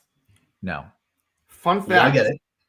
Okay. It's the Is this best- Severance? Are we talking It's Severance? the Is best that what's streaming happening? service is for television that exists right now. And Severance is probably the best show on television. Right I don't know why I've drawn the line at Apple TV. I have 17 other like paid subscriptions, and that's the one where I'm like, that's one too many. I'm not doing it. But maybe I need to reevaluate my life. It's definitely got the lowest quantity among streaming services, but legitimately every single show is really good, and they have like maybe 3 to 5 of the top 10 shows of the last 5 to 10 years on there. Yeah, so. kick out something else and suck it up. All right, done. And all right, now. So what's the innies and outies? I thought we just Chop going down the line. Chop, do you still have those nipple rings? So And Ted Lasso season 4 is coming, as Javier Hernandez says in chat. That just got announced officially. Ted Lasso season 4 is in the midst of being written. That'd be fun. Now, is it Ted Lasso or is it a spinoff of Ted Lasso? It will be called Ted Lasso, and it's going to feature. It sounded like Ted coaching the women's team that they were starting up at the end. Interesting. Okay. All right. I think we've done our TV talk. By the way, I started watching The Residence on Netflix. It's a murder mystery in the White House. I freaking love murder mysteries. Is that weird of me? I just absolutely love it. I eat that shit up. Am I alone in that? Is it good? We're looking for a new show. Yeah. I mean, I've only watched one episode, but yeah, of course, I love any murder mystery. Have either of you watched Paradise on Hulu? Yeah, great show. Yeah, that's what I was going to say. If you like yourself some murders and some mystery, it's not exactly a murder mystery, but there's elements of it in it. And Rob, you'd love that show. Okay. what was the TJ? What was the show on Apple TV? I think it was, or no, maybe it was Netflix with Holden. Like the beginning of like anyone know what I'm talking about? It's like it's like there's a lot of jail. It's like murder mystery. It's kind of like True Detective, but I'll find it for next. It's a really good show, but they didn't continue it. All right. We need to get into some content. We've been talking about TV for 10 minutes. The chat is confused. People are tuning in like, what? You guys will be able to rip through the FanDuel slate will take a while, but you'll be able to rip through the DraftKings slate in about 4.5 minutes. Yeah. Okay. Good to know. Good to know. All right. Well, TJ Chop, excellent stuff. We appreciate you. See you later. Good luck, gents. Later. Okay. Welcome to it, ladies and gents. You know the drill. It's crunch time. It's two of the sharpest minds in the biz. We got to talk some FanDuel. We got to talk DraftKings. We're going to take your questions as well. Answer them right there in the YouTube, or if you're extra cool, in the RotoGrinders Discord. That is where I start. But where we start is with a hello to Derek Farnsworth. I don't think I've ever said his full name because he's Noto. You know him as Noto. I know him as Noto. What up, Noto? What's up, guys? Happy Friday. Nice little slate tonight, and then get the weekend. So March Madness, some golf, some NBA. Good time. Yeah. Has there been any big, like, crazy upsets or not really, right? It's been kind of chill first day. McNeese Day. But they were, I bet them, even on the money line. Like they weren't that shocking.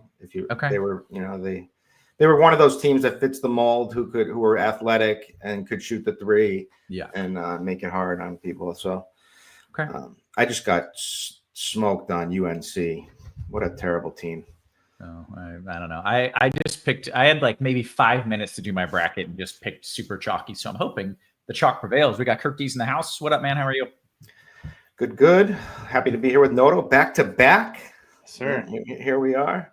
Noto has a new kid coming on the way. I know. Know that. Okay, you knew that. Okay. I'm aware. Yeah, he's moving things. He's got so much going on in his life that you and I are just thankful to not be doing.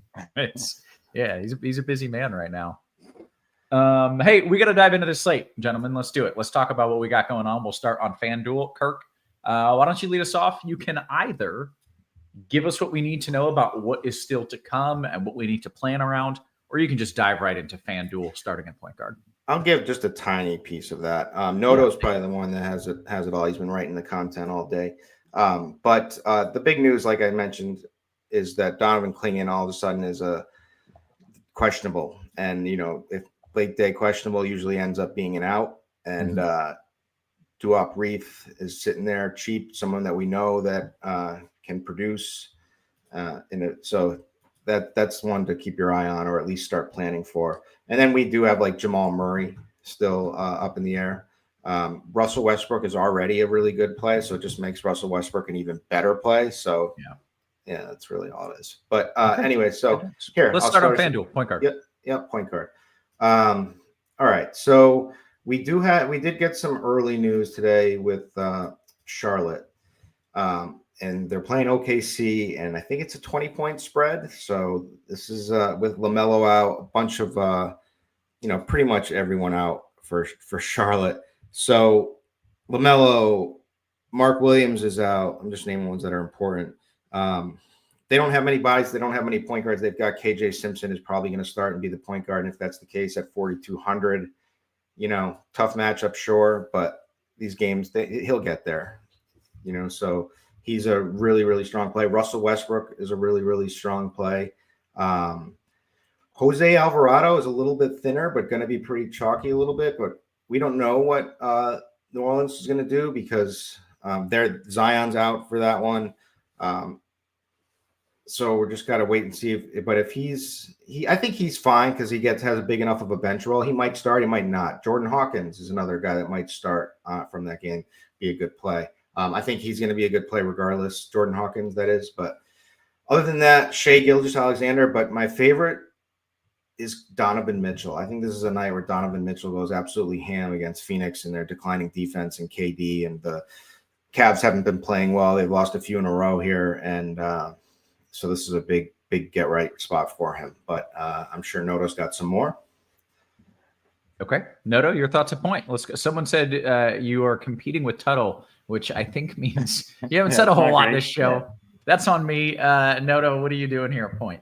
No, it's fine. I'm playing some golf over here, so the fewer words I have to say, the better. But yeah, Westbrook's my favorite. I think if you're building one lineup, I think you save one of your point guard spots for Denver. And then if Murray ends up being out, it's automatically Westbrook. And then if Murray ends up playing, you can kind of play the ownership game. If you're chasing a little bit, you can play Murray. If not, you can just play Westbrook. Like the KJ Simpson call, probably going to get there even if that game's a blowout. They don't have a lot of guys, so he's going to get 30 minutes anyway. My favorites for tournaments are the Boston guys, Derek White at 7K.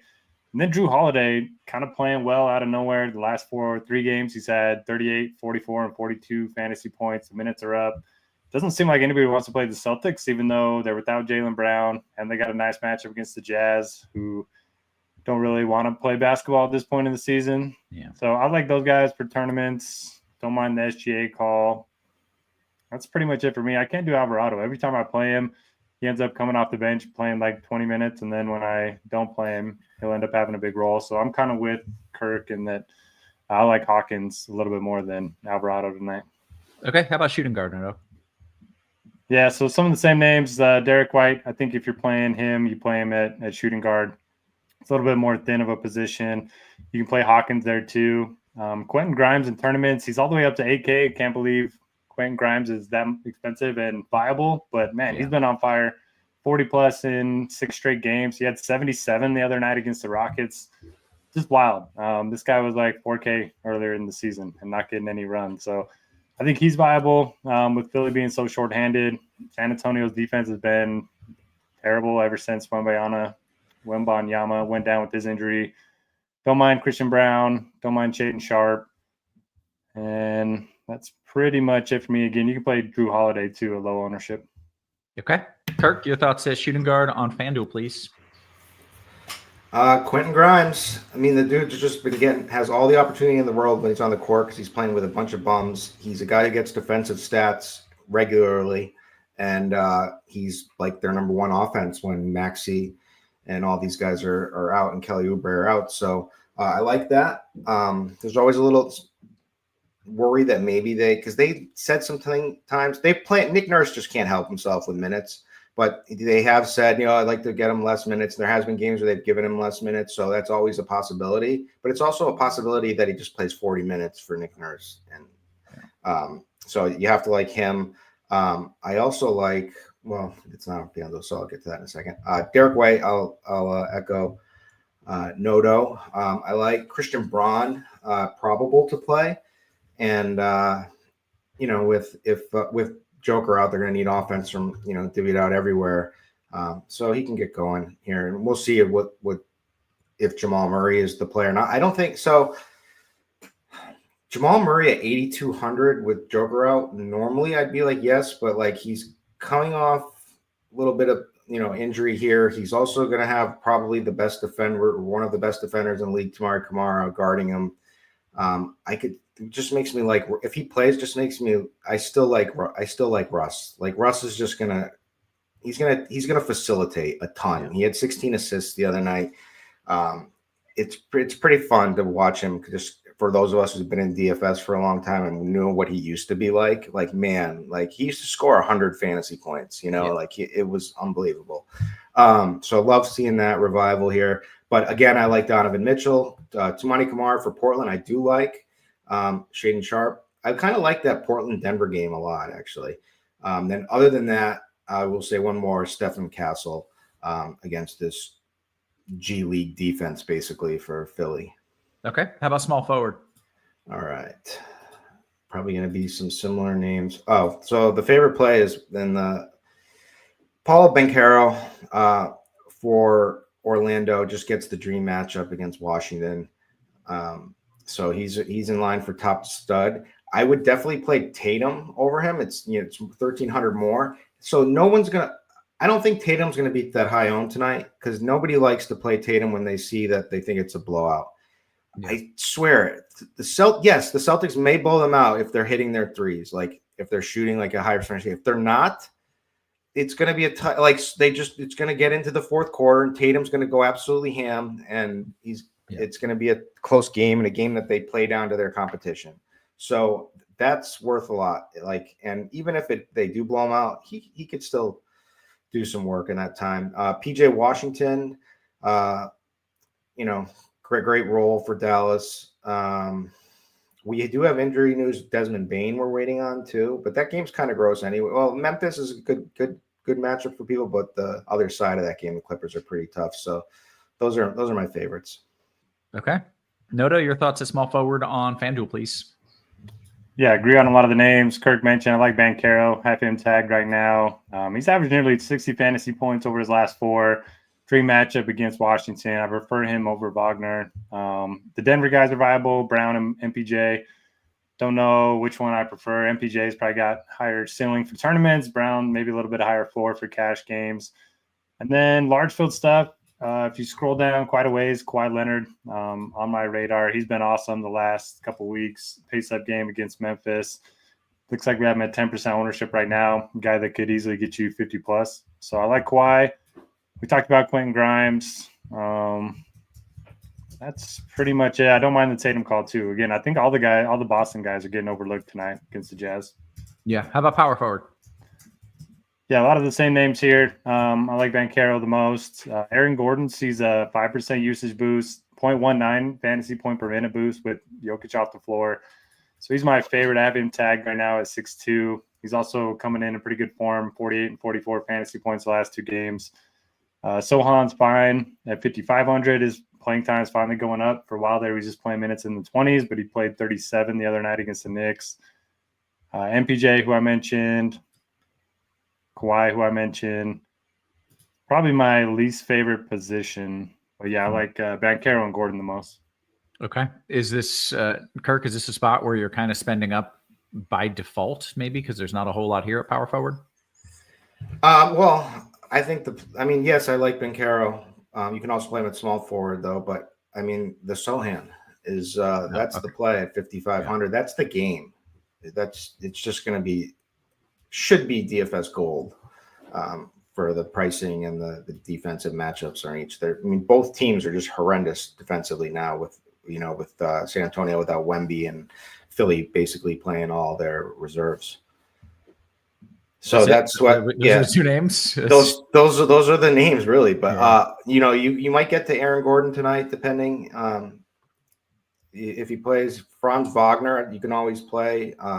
Him or Bencaro. Tatum, like I said already, MPJ, Mike Porter Jr. Just because Joker's out. Kawhi Leonard. That's the side. Memphis gives up a ton of steals and blocks, peripherals. So Kawhi's been playing pretty well. It's been up in minutes when he does play. That could be a good and great game environment for him. He's reached over 50 fantasy points in 2 of his last 4 and 45 plus in the other 2. So, and 57 in a tough matchup against Cleveland. So this is a better spot than that is. So I like Kawhi a lot, and I also like Evan Mobley. I like I said, I like this Cleveland Phoenix game. I prefer Donovan Mitchell number 1, but Mobley, you could play them both together, but Mobley number 2, one or the other, I would really want in my lineups tonight. Okay. I don't know if you've been saying your prayers, but we got some news here. Say amen, because he's in and he's got no minutes limit. Amen Thompson. Does that change anything? No minutes limit, dude who has gotten triple doubles before. Kirk, any interest here or no? I don't think so. Let me check his price. I didn't know if his price kind of dipped while he was out and injured. Noto? For me, it just makes the Rockets that much more of an easy fade. Yeah. They already 7,900. This game kind of stinks. This game environment anyway, and Noto's right. Okay, fair enough. Let's go to the center spot, Kirk. All right, center. Let me just look at one thing. Yeah, so like I said, Klingon is questionable late day, and so I would just plan and hope that I think he's going to be out. So I would plan that way, and if that's the case, 4,200 for Duop Reith should be an absolute smash, especially with no Joker either. So really, really strong play there. Zubac is probably my favorite other play. You can play Nurkic, but he's going to get some ownership. But I'd probably play Diabate over him, which is crazy, but how far Nurk has fallen. But it's just the minutes thing, and Charlotte, this game could be absolute blowout, like we said. Nurk hasn't done anything really fantasy for a while, and so it may look good if they announce him starting and his old rates and whatnot, but give me Diabate, a guy who's going to really bring the energy. Other than that, Jalen Duren, I like a lot. Jaren Jackson Jr. I like a lot. And let's hear what Noto has. Last time I was in a similar spot, I saw Kai Jones really cheap, and I said, can we play Kai Jones? He was starting. He could get you 2010. Is he playable? And then he did that, and I'm wondering if we can do that again. Noto? Yeah, I was going to say this is a great position to get different at because nobody's really garnering a bunch of ownership. So Kai Jones was a guy I was going to bring up 36, 33 fantasy points the last couple games. Also, do either of you know how to pronounce the guy on the Spurs that just put up 55 the other night? Mama Shkudavali. I don't know. Yeah. So I just call him the Big Mamu, but okay. Yeah. There you go. Make it easy. Big Mamu. We got him projected for 19 minutes. Just went nuts the other night. So I don't mind him at 4,400. Philly's got nobody in their front court anymore with Embiid and Drummond both out. So those are my 2 favorite tournament plays. Cash games, you can go Diabate. Rudy Gobert's projecting really well. Not a guy I usually like to play, but I think he's fine against the Pelicans.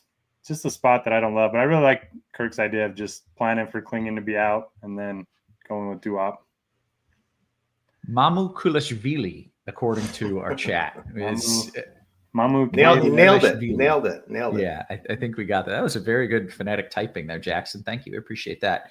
Okay, some good notes, guys. We want to kick it over to DraftKings, although I was told it would only take 3 minutes. We have 20 minutes, so maybe don't do it that fast. But before we do that, I want to make sure that if you are playing multiple DFS sports, you're getting the best deal in the industry because for a limited time, your first month of Combo Pro is $79.99. That's just $15 more than PGA Premium. It's only $5 more than NBA Premium. We got baseball a week away. Dear God, help me. It also includes content for March Madness tournament. So this is literally the best time ever to sign up because you got all kinds of different sports happening. Make sure you are signing up. Got the link in the chat or in the description. Let's kick it to DraftKings. Kirkwood, you started us on FanDuel. So Noto, you get to start us at point guard on DK. What do you like? So we didn't mention him on FanDuel because he's kind of expensive, but I do like Cade Cunningham a lot on DraftKings. 10-4 is not too bad. Nice matchup against Dallas. So much value on the slate that he's one of my favorite spend up guys tonight. If you're saving KJ Simpson, Jordan Hawkins, by far my favorite two values, both under 4K tonight. Don't mind Castle in tournaments. And again, I do like the Boston guards for tournaments too. Derek White, not getting as much ownership as he is on FanDuel. And then Drew Holiday, he's flashing an upside recently. I don't know if that'll stick, but Jaylen Brown's still out. Good match against Utah. That'll do it for me. Again, I'm taking my chances with being underweight on Alvarado. Okay. Kirkwood, your thoughts at point on DK, please. Yes, sir. KJ Simpson, just dirt cheap. Going to get a bunch of minutes. Jordan Hawkins just fits really well. They're going to need him with a bunch of people out, and he can produce. It's tough matchup though, but I like him. Cade Cunningham, I like a lot. So I'm saying, how could we not? In chat, we didn't mention Cade over on FanDuel. Cade is always in play. He's just a little bit high, he's pretty pricey, and there's just a lot of guards over on FanDuel for value. So to be fair, that was Eric Johnson, and he rants about Cade every day, no matter what. Okay, I didn't see who it was. I wouldn't have mentioned it if I knew it was Eric. Yeah, but, it's the ultimate Cade stan. But but he's always, like you said, he's always in play, right? No matter what. Yep, always triple double. Quentin Grimes. Yeah, I was gonna say Tyler Hero, but I forget that. I'd just rather play like Derek White in that situation. So that's pretty much it. Alvarado, I'm kind of with Noto. I just don't think there's going to be a high ceiling there. But I think if you need him and it fits your lineup, Bill, and you like everything else, go for it. It's fine. And I'll say it, Stephen Castle for sure. I like. Yeah. All right. How about shooting guard, Kirkwood? What are we doing there? Again, same names: Hawkins, Castle, Vassell. A little bit higher price than Sohan, but still a guy who gets buckets. This game's going to have a lot of fantasy goodness, like I said. Lonnie Walker is back in our lives tonight. Plus, it's the second revenge game in the last week or so for Lonnie Walker. So this is against probably the team he played the longest for, which is the Spurs, I think. And was he vengeful in his first first revenge narrative? Yeah, or was he I think he scored like 50 fantasy. Wait, well, it was against Boston. It was a fake revenge game. He was signed before the season, potentially to make the roster, and the Celtics let him go, and he played the Celtics. That would piss me off. I'd be a little bit there, but I don't know if they just didn't have the roster spots, for him. Yeah. No hard feelings. He probably appreciated the chance, and now look at him. He's on Philly, and he's gonna be a DFS play tonight. All right. And then we know life is good. Life is good. But Quentin Grimes, Anthony Edwards, extremely low owned, high upside stud. So you have to like that, and that's about it. Oh, and Bruce Brown. What do you think, Noto, on Bruce Brown? Did you say something? Did I miss it? Do we think he starts? I don't know. We haven't projected for 29 minutes. He's a guy that when he's on the floor, he always produces. So I like him quite a bit. He's at over 34 in 2 of the last 3. They're missing so many guys. So I like Bruce Brown. All right. Let's go then.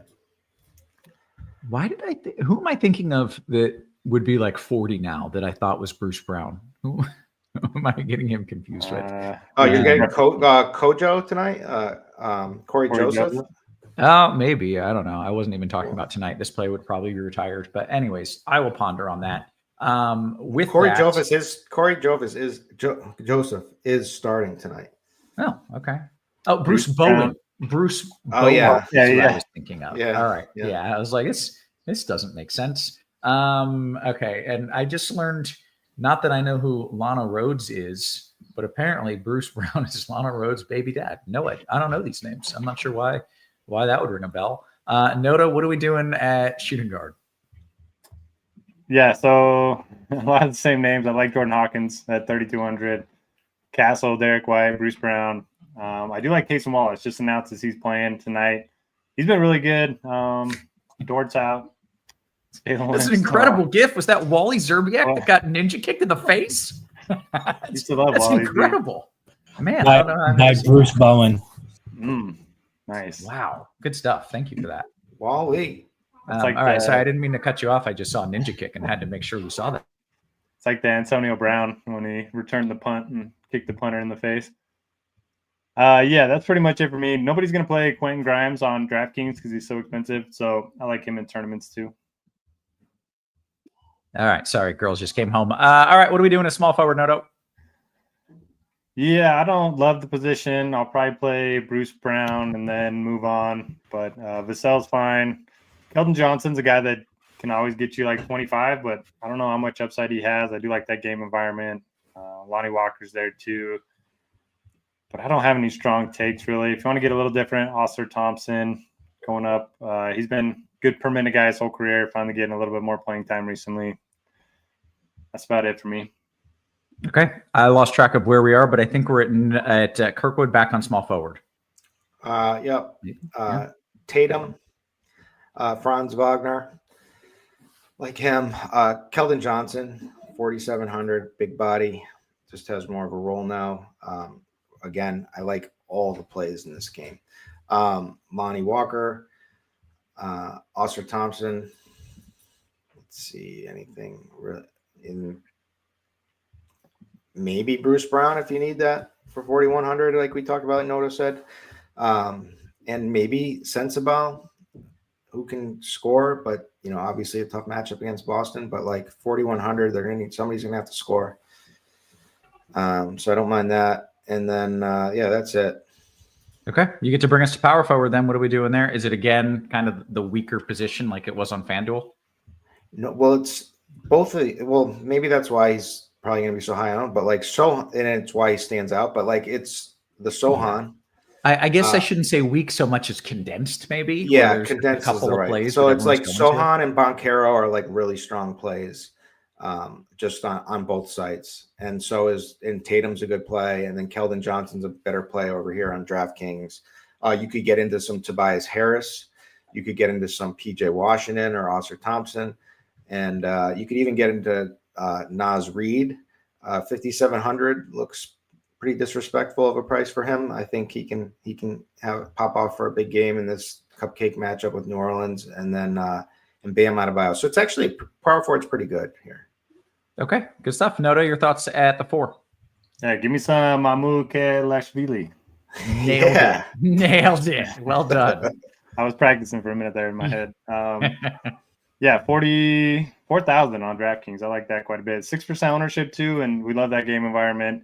I have Banchero tagged right now against Washington. Sohan, 62% ownership. If you're building one lineup, you probably want him in it. Or if you're playing cash games, you probably want him in it. Don't mind Tatum. Yeah, none of these other names really jumping out to me. Okay, then you get to bring us to the center spot. What are we doing here on DK? Yeah, it just kind of depends how much salary you have left. It's a position that I don't love, so kind of see what the rest of your lineup looks like before filling it out. You can go with Sohan there. Nurkic at 3,700. We haven't projected for 22 minutes. He's always been a really good per-minute player. Duran's only 6,700. He always seems too cheap on DraftKings. Wendell Carter starting against Washington, 4,700. I like that. And Big Mamu too. So yeah, it's a good position. It's just nobody really sticks out. So if you're not playing Sohan there, kind of just take your pick. I did want to ask this question from Javier Noto. Can you play the Big Mamu and Sohan together? Like, is that a pivot off of Sohan, or can you just play them both together? It's fine. I mean, Mamu's only going to play 20 minutes no matter what, so he's not really going to share the court too often with Sohan. So I think you play them both. Okay, good stuff. Kirkwood, center spot at DK. Pretty pleased. We got about 10 minutes, which is plenty of time before lock. Yep. And yeah, I think the same things. They're both, one's 5,100, one's 4,100 or 4,000. So priced together, that's fine. You can play them both. Wendell Carter Jr., I like him for 4,700 in the matchup against Washington for sure. I like Jalen Duren. I'm trying to think, maybe Bam, but I don't really like that game environment so much. Again, trying to see Diabate, but the Charlotte behind Nurkic. I just don't feel comfortable playing Nurk at ownership, and so I would just look for ways to get off of him or just avoid him. And Diabate, I think, could be strong leverage. And leverage for baseball season coming up. Cheese is gonna love that. Loves when we talk about leverage. But yeah, that's about it. And did we talk about Do Up Reef here on DK, or was that only a fan? No, see the 3 games that are we don't have. I see. Yeah, that does make it difficult. Derek says, "Hey Kirk, great call on Vucevic yesterday." Yeah. Booch. Yeah. I was terrible yesterday. It happens. You can't win them every night, Noto. You know, you gotta let some other people win sometimes. Guys, let's open it up to some QQs. And if you want to get in your questions answered first, drop them in the RotoGrinders Discord. You can also, of course, drop them in the YouTube. I will get to those shortly. Hit us with the thumbs up, by the way. If you're watching on YouTube, it's free content. That dude knows what he's talking about. That dude knows what he's talking about. I don't, but that's okay. I'm not answering your question, so I don't need to. Apparently, we need 2 more likes for something. I don't know what, but producer Steve says 2 more likes. So make sure you hit that thumbs up. Well, I'll do one here. Okay. I can give this one. There you go. Never mind. You guys don't have to like it all. No, hit that thumbs up for the free content. We'd appreciate it. Let's see. Oh, for 100 likes. Yeah, that's like the baseline. That's the bare minimum. You need 100 likes. 103. Let's see what we got here. Kirkwood, hey, can you rank the $10 centers on Yahoo? Reith, Kai Jones, Vucevic. The answer is if Reith is starting because the other dude is out, it's Reith. And then there's a line. And then there's Vucevic. And then there's Kai Jones. Did I nail it? I mean, there's Reith, certainly. You nailed. And then it's Vucevic. And then it's Kai Jones. It's just Kai Jones is a little risky. I mean, Vucevic is a little risky too. They're not very far away from each other. That's what I said. That's exactly what I said. That's what I said. Yeah. That's what I said. All right. Just wanted to make sure. Pick up a thing or two doing these shows. I do. Yeah. I do pay attention on occasion. FanDuel GPP, if I am game stacking, Noto, Portland, Denver, which 2 from each team am I taking? Game stacking Portland, Denver, which 2 from each team am I taking? I'd probably go Sharp and Reith if he starts, and then I like Westbrook and Gordon. Okay. Good answer. Ruthless Villain says the big Mamu is a chase. And I think we can all agree that it is, right? We're like, it's fun to say, but he could doesn't mean. But it's fun saying "Mama say, Mama say."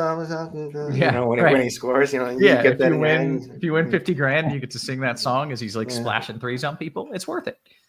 Let's see. Noto, FanDuel GPP. KJ and Russ will be the chalky pair. Would you rather fade KJ than Russ? I have enough to get to my boy J. Rue if I fade KJ.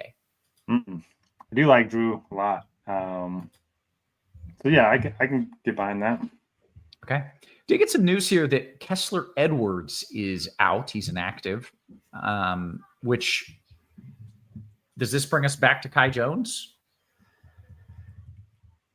Yeah, sure.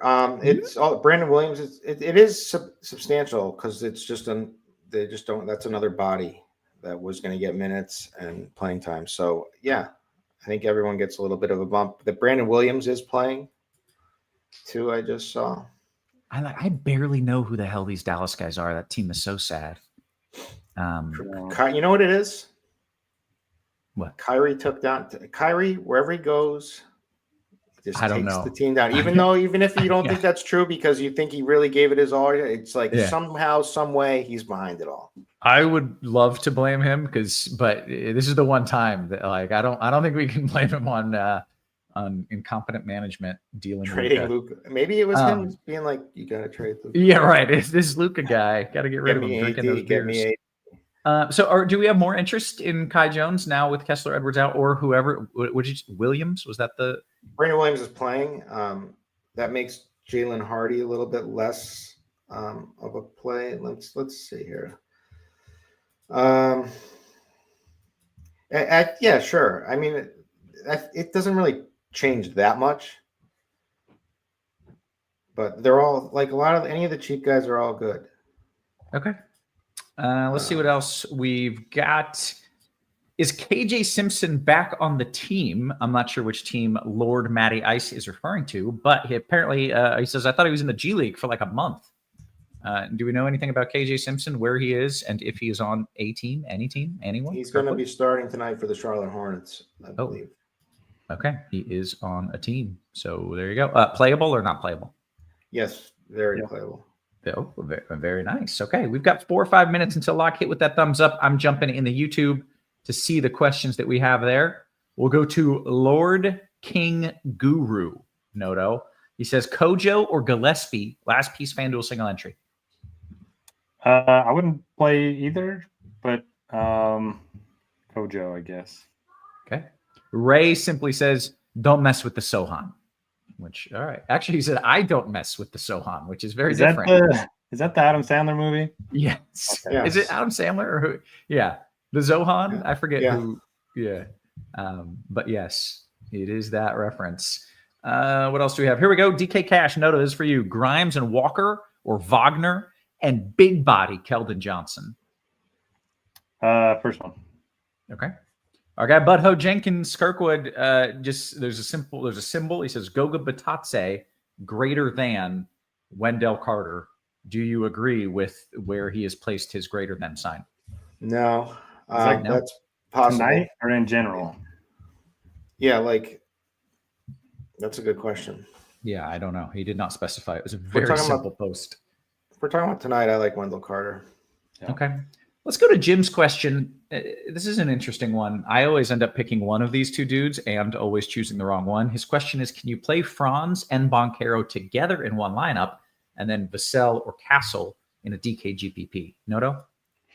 I think you're limiting your upside if you play them both together. You'd need that game to get really high scoring or go into overtime or something. If you're playing tournaments, small field stuff, I guess it's okay. But on a slate like this, I think you just play one of them. And then what was the second part of that? I think that was pretty much it, honestly. I think that was Sohan and Castle or something. Was there a second? It was a totally separate question. Sorry. And Vassell or Castle in a DK GPP. I didn't even realize there was a second part. Noto, Vassell or Castle for you in a DK GPP? I like both, but I like Castle. Okay. We'll go to Anger Kirkwood, FanDuel GPP, single entry, your favorite center at 4,400 or less. I've got Jackson at power forward, but I could move to center. Well, you're gonna want Duop Reith once they Klingen is out. So save a spot. But if you want to feel comfortable that you can have somebody in that position, that if Klingen is actually playing, then let me check it out here. You play my boy Kai Jones. Yeah, that's true. Right. Let's see. You could do that. See in that. Wait, you could do what time is Mamu's 2 hours earlier. That's what I was looking for. So let's see, what do we got? Y'all are sleeping on another 2010 from Kai. Hey, we mentioned him, especially on FanDuel. I like him. That's true. Really, I'm just over talking him. So when he does shitty, as he's kind of supposed to, that's on me. That's my bad.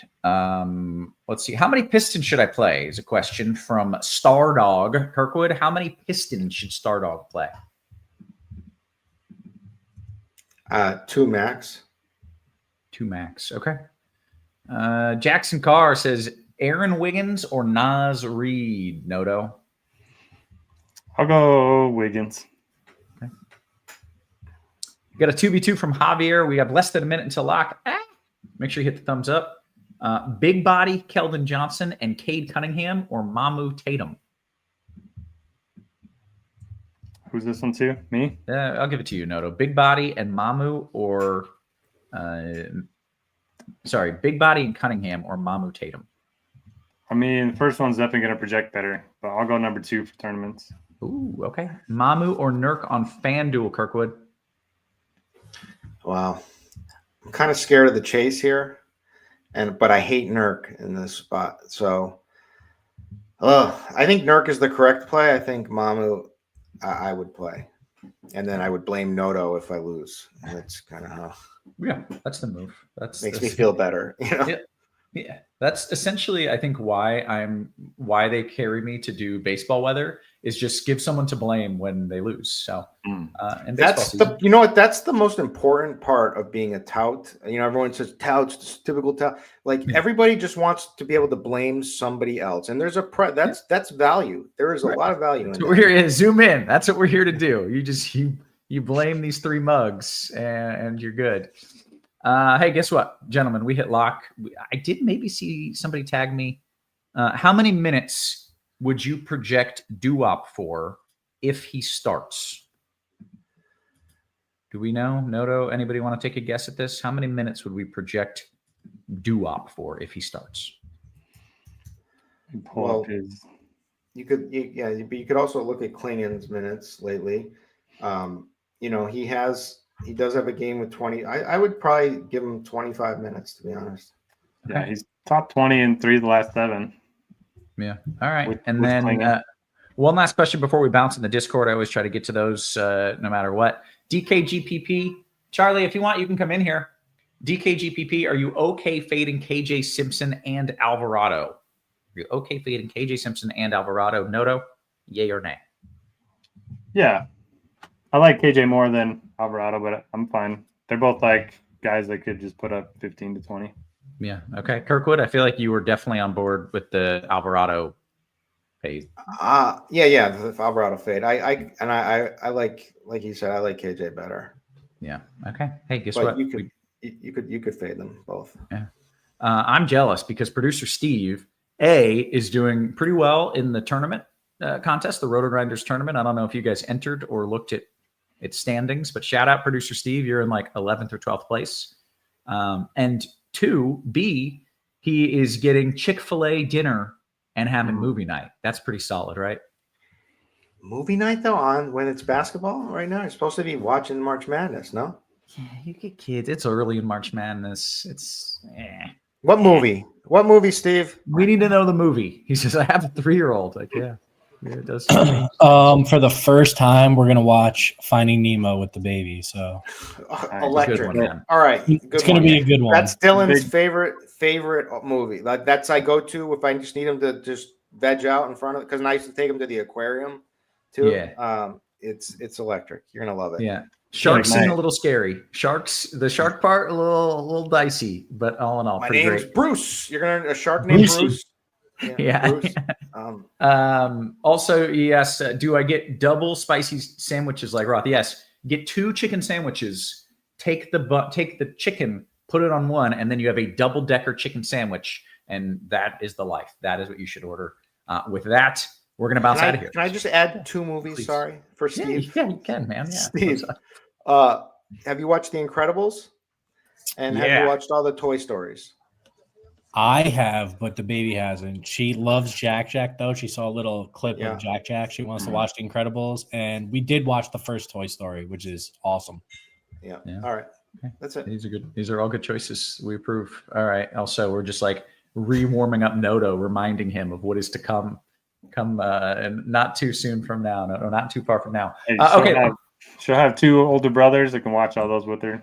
Yeah, that is wonderful. All right. We're going to bounce for Noto, for Kirkwood, for all of, for our production crew, always working hard behind the scenes. Guys, we appreciate you. We love you. And we will catch you tomorrow. You have been crushed.